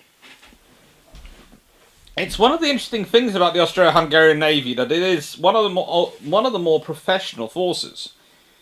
And honestly, you do start to wonder if the Austro-Hungarians and the Germans had actually cooperated more and managed to cross-pollinate some of their ideas. I don't know, the Austrian-Hungarians had managed to get some German-built ships because they had more shipyards to do building, so they would have had a slightly bigger fleet quicker. And the Germans had managed to use the Austro-Hungarians' ideas to professionalise their Kriegsmarine. The Allies might have been in real trouble. As it was, arguably the more professional and better led of the enemy navies was the smaller, more easily bottled up one. And again, the Germans get the credit. It's like World War II. You know, how often do me and Drac and pretty much every other historian nowadays who's actually bothered to study it go, you know what, really, the Axis powers, the Italian Navy is the more powerful, and it's a reason the Royal Navy worries about them more than they do the Germans. And it's the cultural memory, and if you're looking at a lot of the stuff in the press, it's always about the Germans in World War II. But honestly, the Navy wasn't that great. Yes, they had a lot of submarines. Yes, they caused the Battle Atlantic, and these are very dangerous things.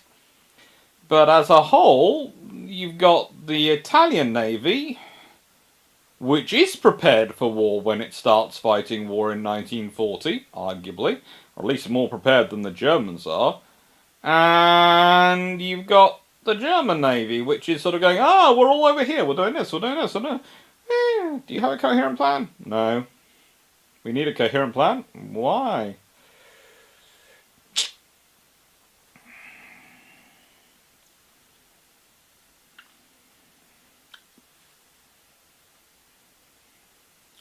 Gahan, sorry I'm late, but can't wait to watch this when it goes up. I had an interview for a Deputy Youth Commissioner for Scouting in my county.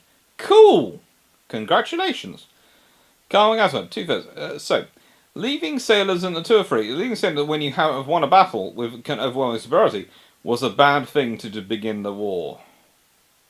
Yes. Adam Fenton, compared to the Italians managed not to notice an entire German army, so not spotting a few ships, not that surprising. Dear. That's good. I remember hearing an old sailor talking about why they didn't learn to swim. I had the choice of drowning quickly or drowning tired. I thought quickly would be better.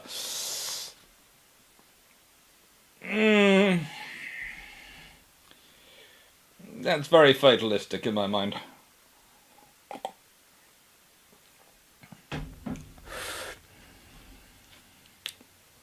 And again, though, Italy was new. They'd only been a country for 40-odd years, so not that long to get their act together. Nordic Wolf. I definitely got the impression from what I had read, and especially the Great Wars YouTube channel, that it was definitely a grudge match between Italy and Austro-Hungary. Just didn't realise how far. Oh, it's a grudge match. It is a grudge match to end all grudge. You think Britain versus France is a grudge match? That is nothing like Austro-Hungary versus Italy. You have to remember that Austro-Hungary had tried to stop Italy unifying at one point. So, you know, frankly, yeah. So, The Klein Krieg submarine sank 117 ships during World War One, with a total of 220,000 tons, roughly, sunk. By August 1917, Lieutenant von Trapp, now well into the U-14, commanding the U-14, loving his French-made submarine, just going, yay! I've got a French-made submarine, and Curie's going, yay! I have a commander who actually doesn't get me caught in a net. That's just brilliant. Had sunk more than 24,000 tons of energy shipping, although this includes the Malasio, which was 11,660 tons on its own. So almost half of the tonnage sunk was one ship. So, you know.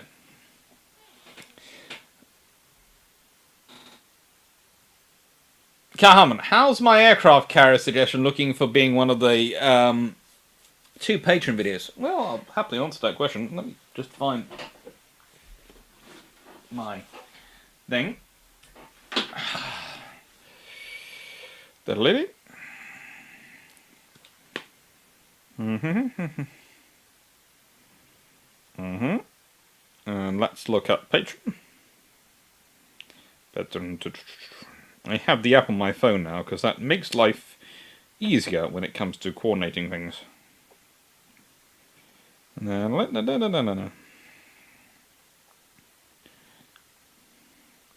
Right, and currently the patron choices for next month's patron votes are running at 10 votes for Royal Navy aircraft carrier developments since 1945 by Carl Harman. 3 votes for A History of Armour and Amphibious Warfare by Carl Harman. But I was considering if someone had, if that one had won, I was planning on asking Drac if I could borrow one of his armour helmets. And seeing if I could wear one of those sometime, because we don't have that big a difference in head sizes. Sino-Japanese War of 1894, naval and land operations, fighting a modern war with feudal societies, from Jeff Beeler. It's got 10 votes. Currently, joint leaders are the reconstruction of HMS Renown and the Congos, plans for refitting other battlecruisers from Ian Carr, 11 votes, and second-tier powers dreadnought procurement and construction, Spain, Austria-Hungary, South America, Greece and Ottomans, from Belnor, also 11 votes, and the battle between Milano and Venetia on Lake Garda in 1439 by Felix B has 9 votes. So we have 2 on 11 votes, 2 on 10 votes, 1 on 9 votes, and 1 on 3 votes. It's fun. 54 votes in total out of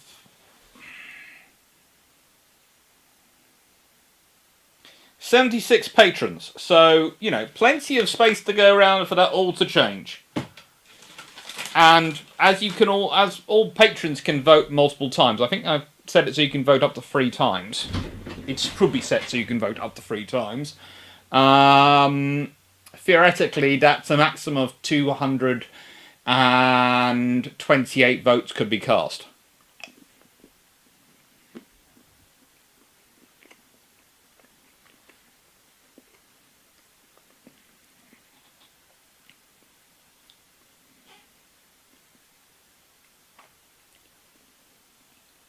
Dirt Squad, I should point out that he mainly plied the North Atlantic and Arctic Oceans. There, knowing how to swim isn't much help. You're either pulled out in a couple minutes or die. I can see that one. Dirt Squad, David Johnson. Hello, David. Yeah, the Italians have never been big fans of the Habsburgs. No. Richard, you're 14. When your kid likes their stepfather better. Yeah. Guys, Ryu 14. Half the tonnage sunk is one ship, but they captured a few merchant sail ship. Well, you know, yes, I did realise that one. Richard, the French sub is a 14. Yes, as I said, it was formerly the Curie. Carmen, I will be back with them if they don't succeed. Well, you know, you can always do a campaign on Discord to get people to vote for them. I've never said anything against patrons campaigning for the ones they could be. And I do admit that I did select the ones for March in terms of Ones which are the 6 which I felt I could most easily put together in March. Well, 7 I could most easily put together in March, because of the commitments I'm going to have on my time in March, because it's the month of my birthday and my family do actually want to see me at some point in March. Italy needed to be blooded, and they wanted some more territory. And Austria ran northern Italy for a few hundred years prior to this. Yeah, that was part of the reasons. Mainly who gets to choose the Pope. Yeah, that also comes up to in the Derp Squad. Right, on the 15th of May, a UC-25, this is a mine-laying submarine, torpedoes HMS Dartmouth, picture below. So, Dartmouth is thought to be lost. They think she's going to be off. They abandon ship. In true Royal Navy style, though, kind of like HMS Warspite, she goes, I'm not sinking. I'm staying afloat. So, about a day or so later, they reboard her with a rescue crew. Everyone else is going off, but the rescue crew are going to let her in. Boutefeu, yes, that French destroyer from earlier, goes out to assist her. And they hit one of the mines which UC-25 had laid earlier. So UC-25 thought it had sunk a cruiser, a light cruiser, with a torpedo. Well, hey, didn't. But she did, as consolation prize, get a French destroyer. So this is the consolation prize for the Austrians. You didn't get a light cruiser, but you got a French destroyer. And they're going, but everyone's got a French destroyer. It's just, that's just terrible. That's like everyone gets a toy ducky or something. That's not a prize. That's a meh. We wanted a British light cruiser, and the British light cruiser is going, no, we will stay afloat. Don't care. We're staying afloat. You can say what you like. We are staying afloat.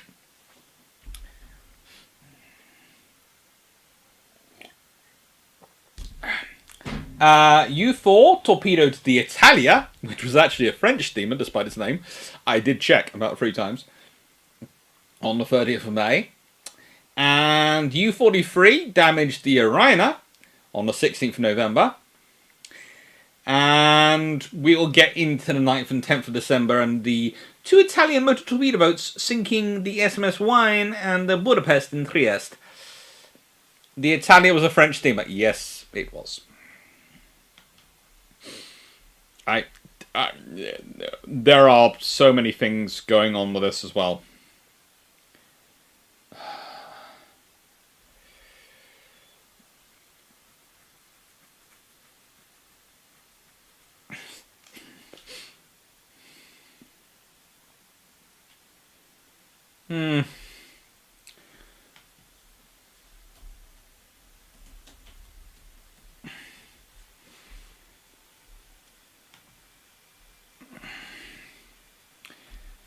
Otherwise, the SMS of Wien was otherwise known as Vienna.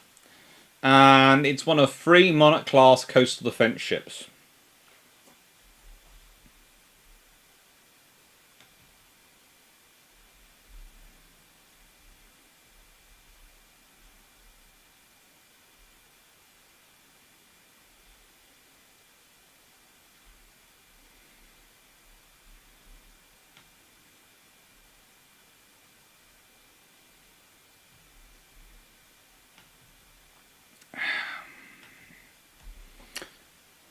But I'm presuming before I can talk about SMS Wien and Budapest, you're going to want to talk about Dartmouth. The SMS Budapest was not sunk. No, the Wien was sunk. The Budapest wasn't sunk. She was just badly damaged. Derp Squad, TBH. A lot of wars end up until the dear worms can be boiled down to something to do with who should get to choose who should be the Pope. Yeah. No, not a wolf. I just got the Curie and Radium connection. Dog of sub named Curie. Dog of sub named Curie named Radium. Yep. And Wien and Budapest in one go. Must have annoyed the Austrian Hungarians. No. Not always known as just the translation. Yes, I know. Sorry. The translation of Wien is Vienna. And it's a case of they get sunk by motor torpedo boats in Trieste harbour.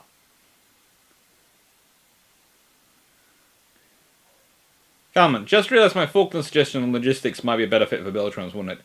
Not sure. I have to admit, have you listened to this week's bilge pumps? Because this week's bilge pumps is section 22. Really, really cool topic. Next week's is going to be Sal, as in Professor Sal, and Steve George coming to talk to the free bilge pump crew about our rating system with their ideas and discussing them. So, yeah.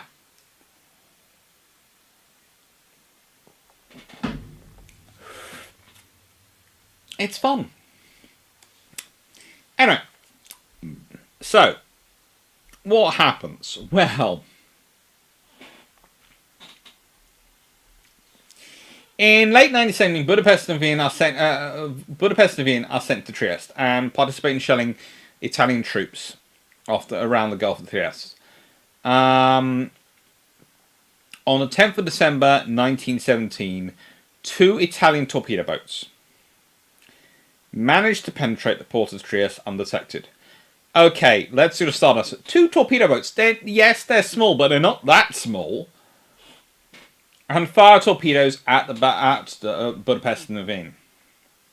Now, these are coastal defence battleships. They are not full-up battleships, but they still have got a belt of 270mm. That's 11 inches to those people like Imperial. Turrets with, turrets and conning towers all armed. They have 4 9.4-inch guns, 6 5.9-inch guns, a 2.8-inch anti-aircraft gun, all sorts of things on them. So they can hold up. They even have a whole load of 47mm or 1.9-inch guns, which they should be able to use to, deal with torpedo boats. But no. The torpedo fired at Budapest misses, but Wien is hit twice and sinks in less than 5 minutes in Trieste harbour. 46 men on Wien were killed in the attack.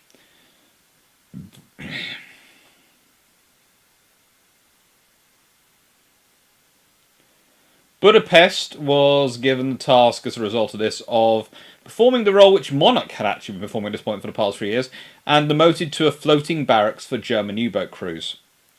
In June 1918, Budapest was renovated and had a 380mm 15-inch howitzer installed in her bow to use for coastal bombardment, but never sees action with the new gun in place.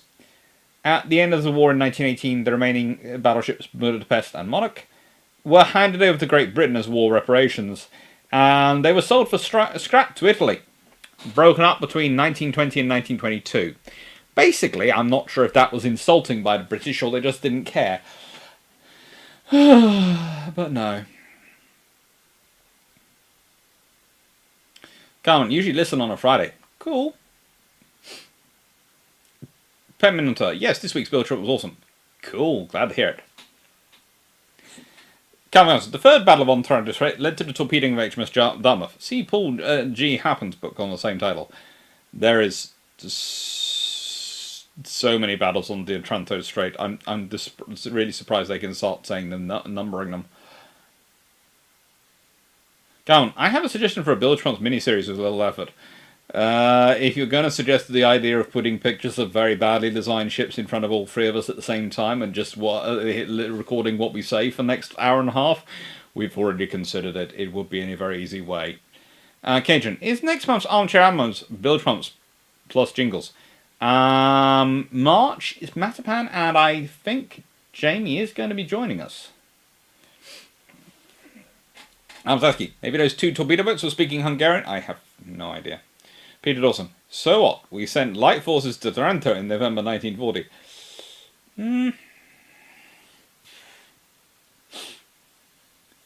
Gideon. Not expecting Jamie to turn up tomorrow. Expecting him to turn up to Matapando. He is not going to turn up tomorrow, but we're hoping he's going. He said he would, basically. So we're hopeful of him turning up for Matapan.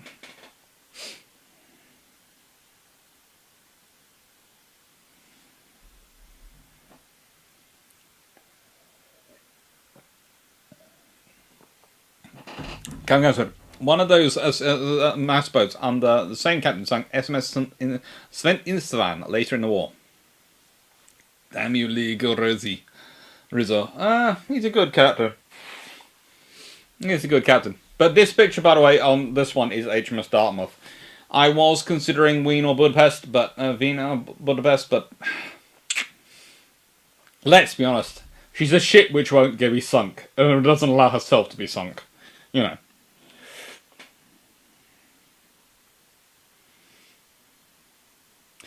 Carmen, when's next Armchair Admirals? Tomorrow. And then there's another. It's the last Friday a month, usually.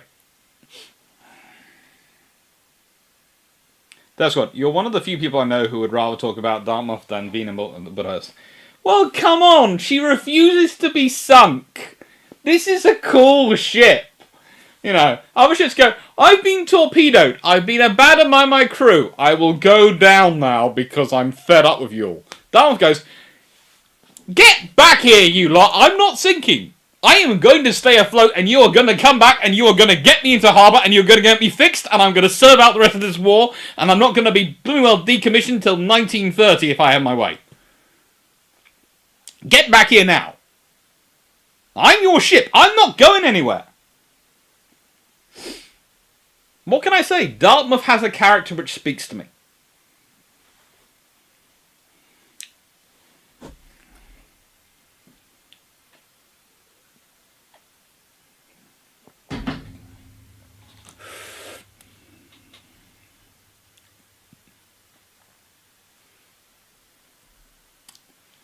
So, 1918. Dun dun dun. Let's see. On the 13th of February, the French submarine Bernoulli is hits a mine and is lost. I don't think there's been a time I've mentioned the French submarine without something bad happening. Either it torpedoing a hospital ship or it being sunk. Come, Tales of a Salty miniseries with jingles and the Belgium's crew was my idea.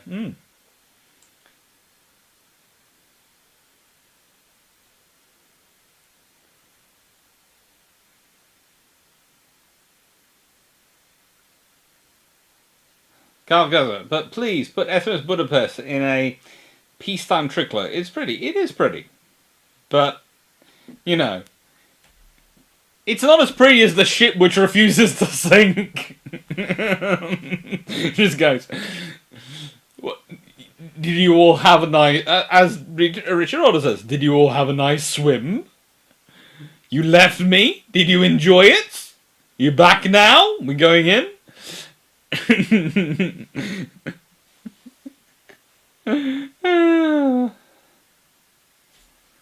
Brilliant Freeman, the ship equivalent of the cavalry trooper ordered to stop dying at once and get a haircut, who went on to live another quite a few decades in the Crimean War. Well, good for him and good for her.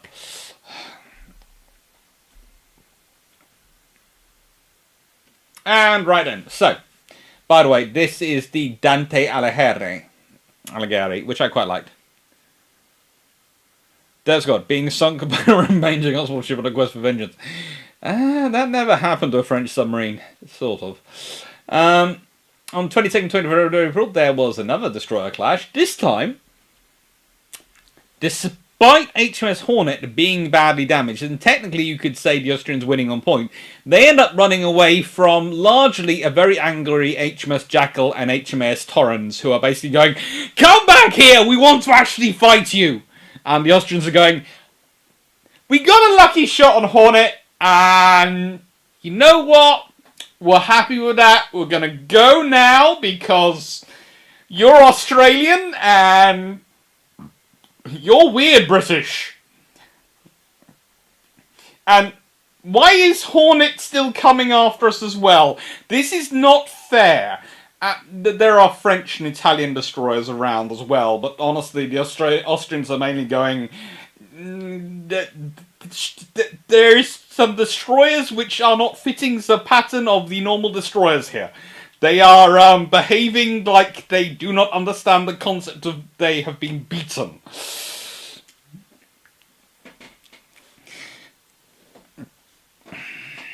Carmen, HMS Panoramic is my favourite ship. She's so small yet useful multiple times to the points to the Gulf and still saving lives to this day, clearing mines. She is a cool ship.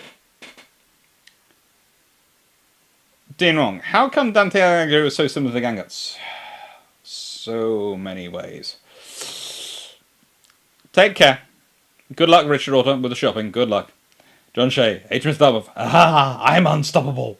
Yeah, pretty much. On 10th of June, the battleship Sven Instaman was sailing with Teganov, her elder sister, as full task force en route to attack the Antara barrage when she was attacked and sunk by Mass 15. Yes, basically, the Italian torpedo boats are the things which are saving this entire Adriatic war. Alzaski is right, because the Italians helped design a lot of Russian ships, including gunboats, and there's a few other things as well. The Italians get involved in Russian designs, and Russians get involved in Italian designs. They do share the design work a lot. On 20th of September 1918, the French submarine Circe was torpedoed and sunk by U-47.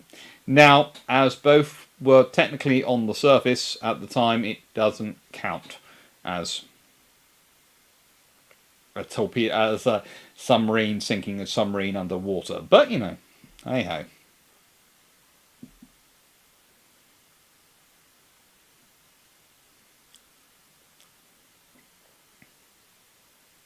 Do you know what? This is where the Austrians learn to double tap everything.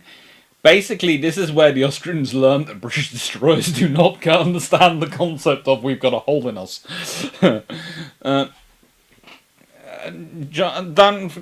FYI, there was an Italian admiral aboard HMS Dartmouth and was just strafed by Austrian and Hungarian flying boats and shot up by rapid cruisers just hours before. Yeah, they're having fun.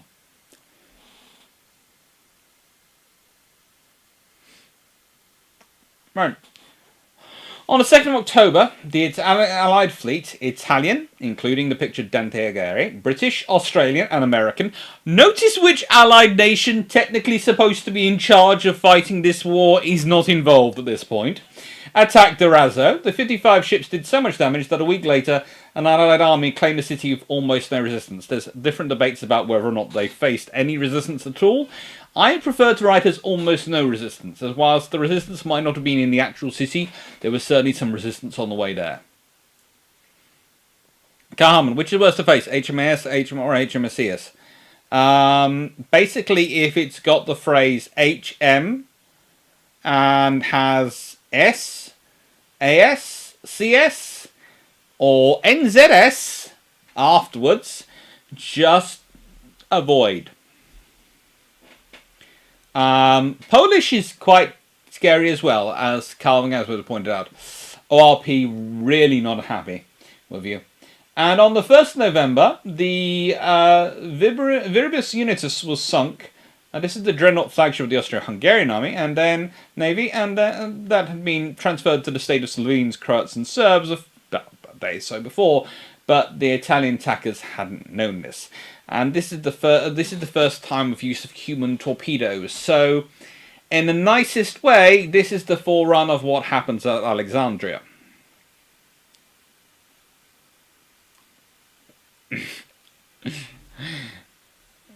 Derp Squad. HMS Esco called that a hole. No, nothing.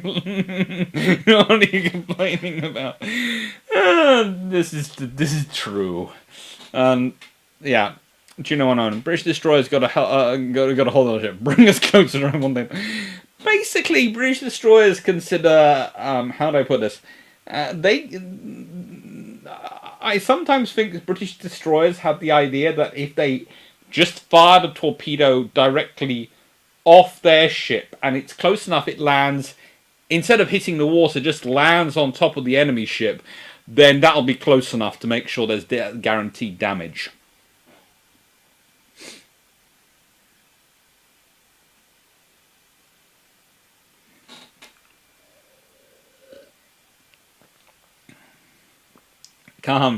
If it's taffy-free, then avoid them. They kind of interfere. This is because taffy-free has better press, I swear. But let's be honest.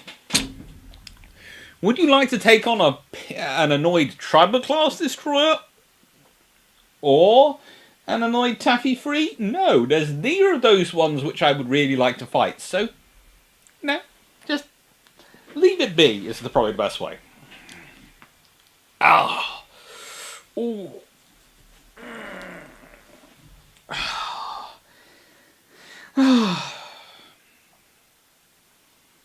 They are fun ships. They really are.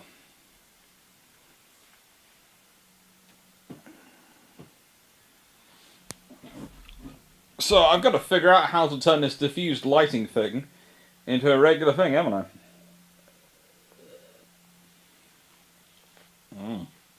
I have to figure that one out. Oh.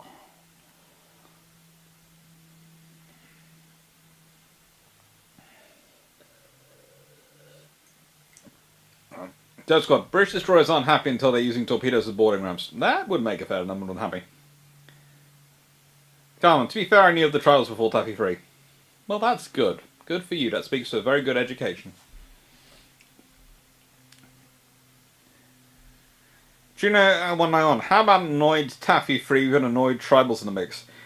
That's the point at which the rest of the Royal Navy and the US Navy politely required themselves to be elsewhere, so you do not see the forthcoming, probably war crimes of some kind. Or rather, things which you would think would be war crimes, but because they're done to enemy combatants and it's high explosive just like ships, it doesn't count. But, you know, did you have to fire 40 torpedoes at Yamamoto? No, but it worked, didn't it? Yes, it made an explosion equivalent to a nuclear bomb going off. It worked, didn't it? Yes, it did, but it took out half of Japan while you were doing it. But it worked. Yes. Come, so much shelving, so much space for jealous bookworm. Yeah, and just think, this is going to be model railway. It's going to be nice paintings on the back.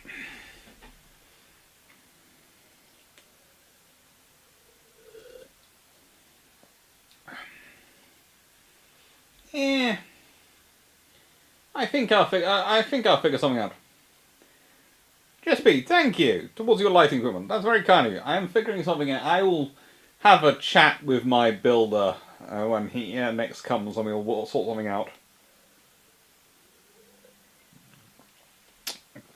I'm gonna finish off the rest of this. My plan is to do it tomorrow whilst recording bilge pumps and the Battle of Java Sea, basically to finish the build on the wall, on the shelves, so they're all done. Then I can bring my desk in and start setting up properly, and I can work out what I'm going to do. Thank you, June and JSP. Right, so as it's nearly 9 o'clock, we'll start off with the talking about this quickly before I get into the summary of basically the weirdest part of World War One. I've got some lives coming up, and I've got some long patrols coming up. And so I put all the lives together, including the Archer Admirals. We've got the Battle of Java Sea tomorrow. Then we've got, on the 28th of February, Books Off the Shelf. And literally, that's going to be Books Off the Shelf. That's going to be, point out to a book which you like the look of, and I will get that off the shelf, and we'll talk about it. Which is one of the reasons why I'm building such a blockade of books behind me and not putting them up on the shelves at the moment, is to just make it easier for you all to see. So that's for the Books Off the Shelf one, because if you think about it, if I quickly minimize this, you can see a lot of the books, and you can go, ooh, which one do you like? Which one do you want to hear about? So we're going to do that. Try that on Sunday just to see whether you like that idea, whether it works out well. And then we have Crown Colony class cruisers on the 4th of March. We have World War II TV on the 5th of March, Operation Claymore. 7th of March we have Brew Ships 40, books used when writing. And then 11th of March we have Lend-Lease Act, 80 years to the day. We have Brew Ships 41 on the 14th of March. I still haven't decided what that topic's going to be. So, and then we have Brew Ship 19 on the 18th of March. I'm sorry, I did a bit of bad I got distracted by the 18th of March there and put Brew Ships 18 rather than 19, and then they got Patron 20 wrong as well, because that's 25th of March. 21st of March is Brew Ships 42, and as we all know, 42 is the answer to everything in the Hitchhiker's Guide to the Galaxy, so it seemed rather appropriate to make that some more sci-fi, and go through some more of those sci-fi books which I've been talking about, and talk about some other ones which I've managed to find since then. 26th of March, Armchair Admirals, Battle of Matapan, hoping to have Jamie join us. And the 2nd of April is Manitou and Tiger class cruisers, and 4th of April is Brew Ships 43. The long patrols, well, we've got 2nd of March Monitors of the Royal Navy, Section 2, and Section 1, which hasn't come up yet. 9th of March is Crown Colony class cruisers in long patrol. 16th of March is the Lend-Lease Act, because that seemed appropriate to put there. 23rd of March is the Minotaur class cruisers, and the 30th of March is the Tiger class cruisers, and then the 6th of April is Monitors of the Royal Navy Section 3. So it's a nice, good section. I hope a nice bit of history going to be covered there.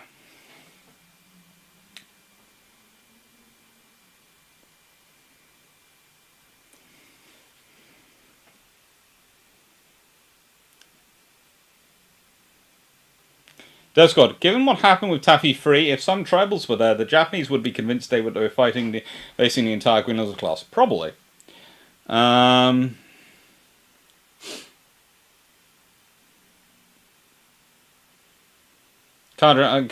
Harmon, do you know what I know? How about it's cheaper than launching aircraft? Potentially. Didn't know that. Yes, I love the Crown Colony class. Little ships, big impact. They're quite cool. They're cut price towns.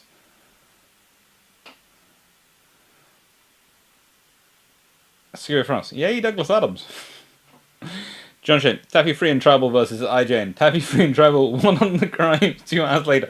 No losses. On our side, all ships on the bottom, in the bottom. Yeah, we're going to do with over 100 new holes from us and UK Metalfish. What crime?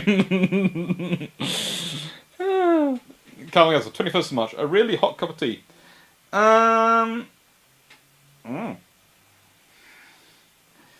It should be fun. That's the idea. It should be fun stuff. As I said, I haven't decided on Brew Ships 41 and Brew Ships 43, mainly because I've got so many ideas, but also because my books are in flux, because I'm getting books out of boxes. What you might not realise is there are books slowly coming behind there, which are the Naval, the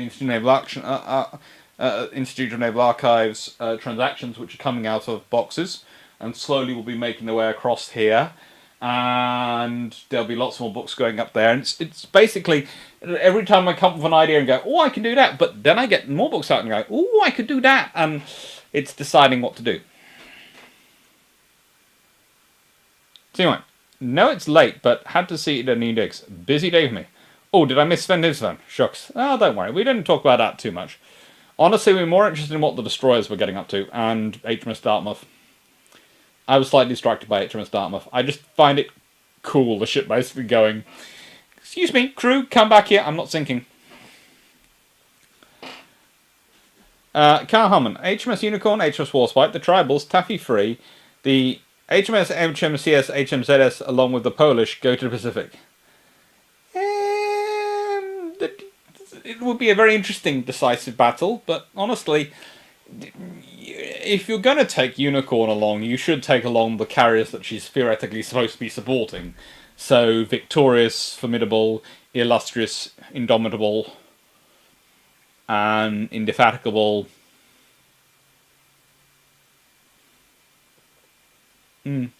you know, all the armoured carriers, just to have fun.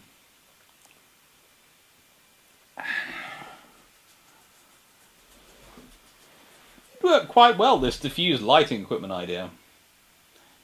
Yeah, maybe if I paint the ceiling white? I'm not sure. I'll figure it out. I'm sure me and my very excellent builder who works for Iron Brew and Pizza will figure it out together at some point together.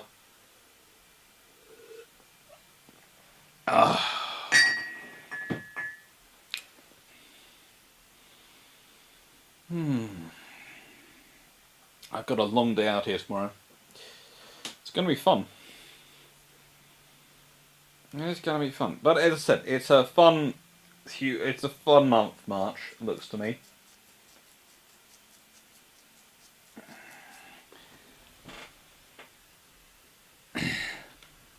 Right, so let's go back to this one to summarise the war in the Adriatic.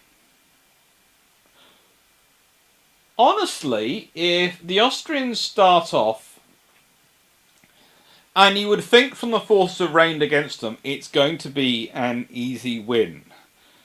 But they quite quickly get a moral ascendancy over the Franco-led forces, the Franco-British forces. The British forces are going,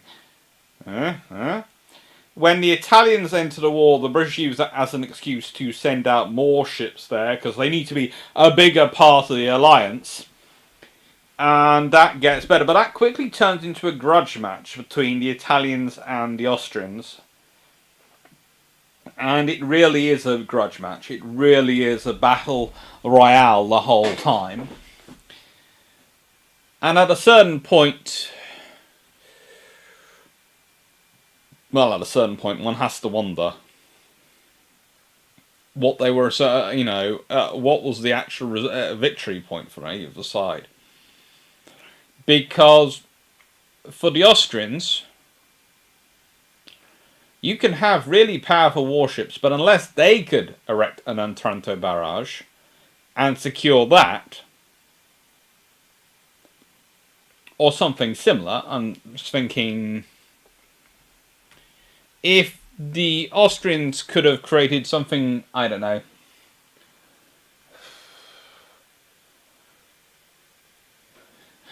Well, where we said see the ejections Mir, somewhere roughly level with the M in the Mir, which is C. From the Dalmatian coast to Italy, that'll sort of, I don't know, heel bone of Italy or something on the boot, ankle bracelet or something. Then that really doesn't help because, let's put it this way, unless you can secure sea control enough, you can do an amphibious assault straight into Italy. Which, honestly, I'm surprised the Austrians didn't try far more than they did. They keep trying hooks and blockades of Montenegro and attacks into the Adriatic and, attacking. But honestly, they've got enough forces that if they'd done that early on, especially in May 1915, before the British are there in real strength, and while the French are still in charge, technically, of the Allied war effort out there, they could have possibly done some real damage to Italy. But they don't. Which speaks of the disconnect between the Navy and the Army. And speaks that the Navy is well trained, well led, but ultimately doesn't have the necessary depth of support to actually fulfill its mission. So they fight a petty war. And it's a hard war for the Allies. They every time they think they've gone one up, they're not. And the early victories and the victories which the Austrians get give them a confidence to carry on.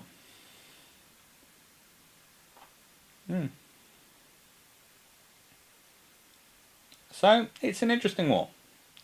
Come, is your builders, you and Drac?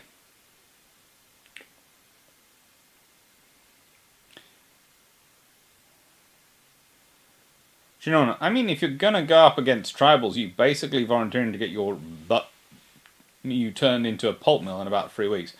Yeah, they're fairly decent destroyers for most of World War Two. In fact, they're pretty decent destroyers because of the way they keep being modernized. They're always fairly decent destroyers.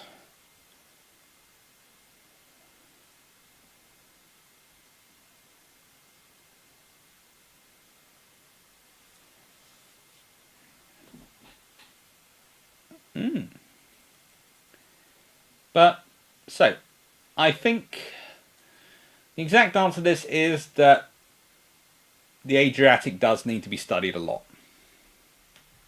It needs to be studied in far more depth than it is. And it doesn't get enough attention in any way, shape or form. And that's sad. Although, I would like to point out that today we peaked at 74 viewers, which is quite cool. So that's been a good day. Anyway, any questions before we finish up for the evening and I go give the fluffy research assistant a walk, which I think from the noise I'm hearing, is he right. Hello, Mayor 1640. Oi! Oi! I have typified poor American judgment with this message. Oh. As I see, they fired exactly 3 salvos from main guns and scored some hits to battle, according to backlog. Stopped us 120 minutes would have had any effect. Also, no torpedoes. Didn't manage to reach firing positions. It's annoying for the for OP Piran. How else? Not just a lack of connection between Austro-Hungarian army and navy, more like a lack of army. Most of it's on the Russian front, and lack of coal. Yes and yes on that one. But the thing is, and I do agree with that to an extent, I also think the Austro-Hungarian army, with more of a connection navy, could have thought, well, hang on, we could do this. And you see, here is my thing. There is a plan of this that could have worked as a version of the Schieffelin plan. The idea being that you let the Italian army march up into the mountains, into sort of the northern region, and get quagged in there, where you need minimal forces to hold them off quite a much larger force, and just hold them off up there. Wait until they're well and truly sucked in, then land a couple of divisions behind them and march on Rome. And if you think about it, if you could land some divisions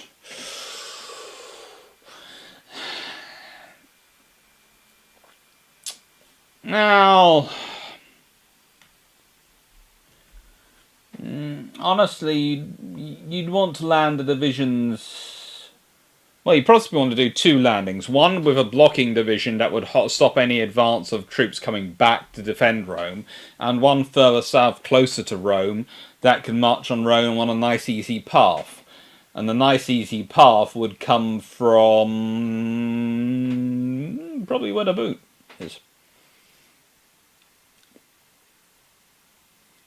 I don't know, 60, 40, I'm driving down the road right now. Cool, but thank you for saying hello. Concentrate on the driving. I hope you're safe.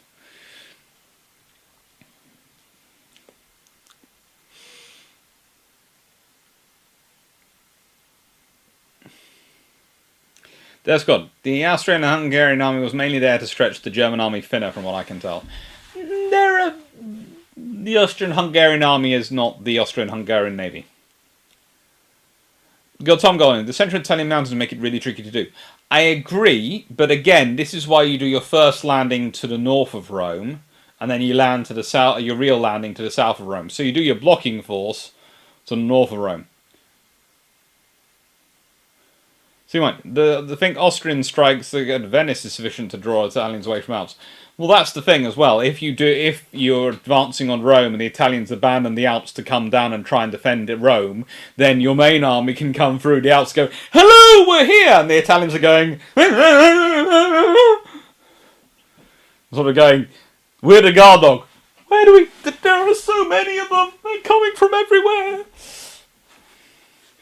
And especially if your blocking force is sitting near enough on the coast up north that it has ships firing and giving fire support. It's like going, you want to get close to us? No, you're going to have to march all the way across Italy and come down the other side, by which point we'll have managed to get across Italy.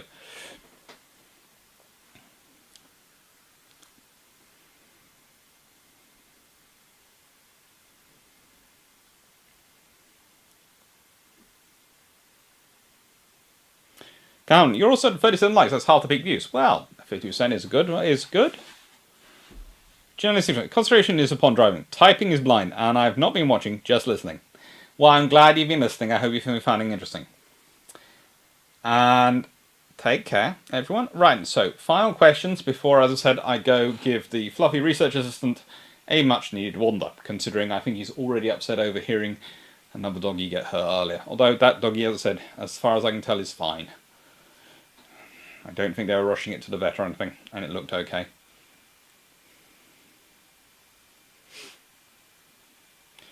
Tom Golding, taking Rimini would have also cut a major rail link between central and northern Italy. Yep.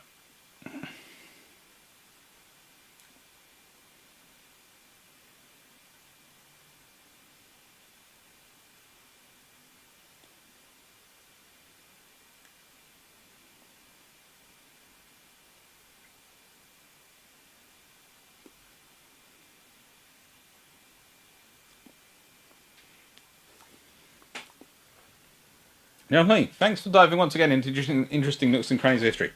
That's what I like to do. Nooks and crannies of history. Carmen, how good is the Art Royal book? I've got it sitting in the living room. Let's see. Where is it behind me? Somewhere around me.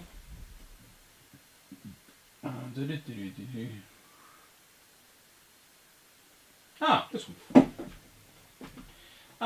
Mike Rossiter book is fairly good. It's this one here, yeah. It's quite good. It's worth a read. There is some stuff in it which I am a bit on, but that's mainly because I've spent a lot of my life looking at damage control. Thank you, Dan. Take care, everyone. Right, everyone. Thank you very much. I hope you've got a good evening. I will, as said, I'm going to now slowly wander off because I said I need to go walk the fluffy research assistant and make sure he's being happy. Apparently, let's see. I'm fairly sure, yeah. I've been live for 2 hours and 38 minutes according to this. Right. Take care, everyone. Thank you. And have a nice evening. Thank you, Derp Squad. Thank you, Jonathan Lee. Thank you, Melanie1640. Thank you, Jess P. Thank you, John Shea. Thank you, Albert Zalaski. Thank you, Carl van Gausberg. Thank you, Carl Harmon. Thank you, Tom Golding. Thank you, DGB40. Thank you... Carl van Gausberg actually deserves a double thanks for not just watching, but for actually suggesting this topic. Thank you, Greg Sarski. And thank you, everyone. Martin Henry, thank you, and Cyclic, thank you. And I managed to shout right at the end. It happens, don't worry. Atros Ford, thank you, and Dylan Lair, thank you, everyone, thank you. Yeah. Take care, everyone. Thank you, Matasar Slavic, and thank you, Dirt Squad, and thank you, T and Wong as well, if you're wandering around. Thank you. Take care. Thank you. And remember, if you do like the videos, please like them. If you do feel like it, there's a subscription button down there. There's even a little bell next to it, which is really, really cool, because when you press it, you get an alert. And there's Discord and there's Patreon. Discord is a lovely place to go and chat. We have a lot of good stuff going on there. Patreon is great if you want to support my out-of-control book habit. Thank you very much. Thank you. Take care. And have a nice evening. Bye.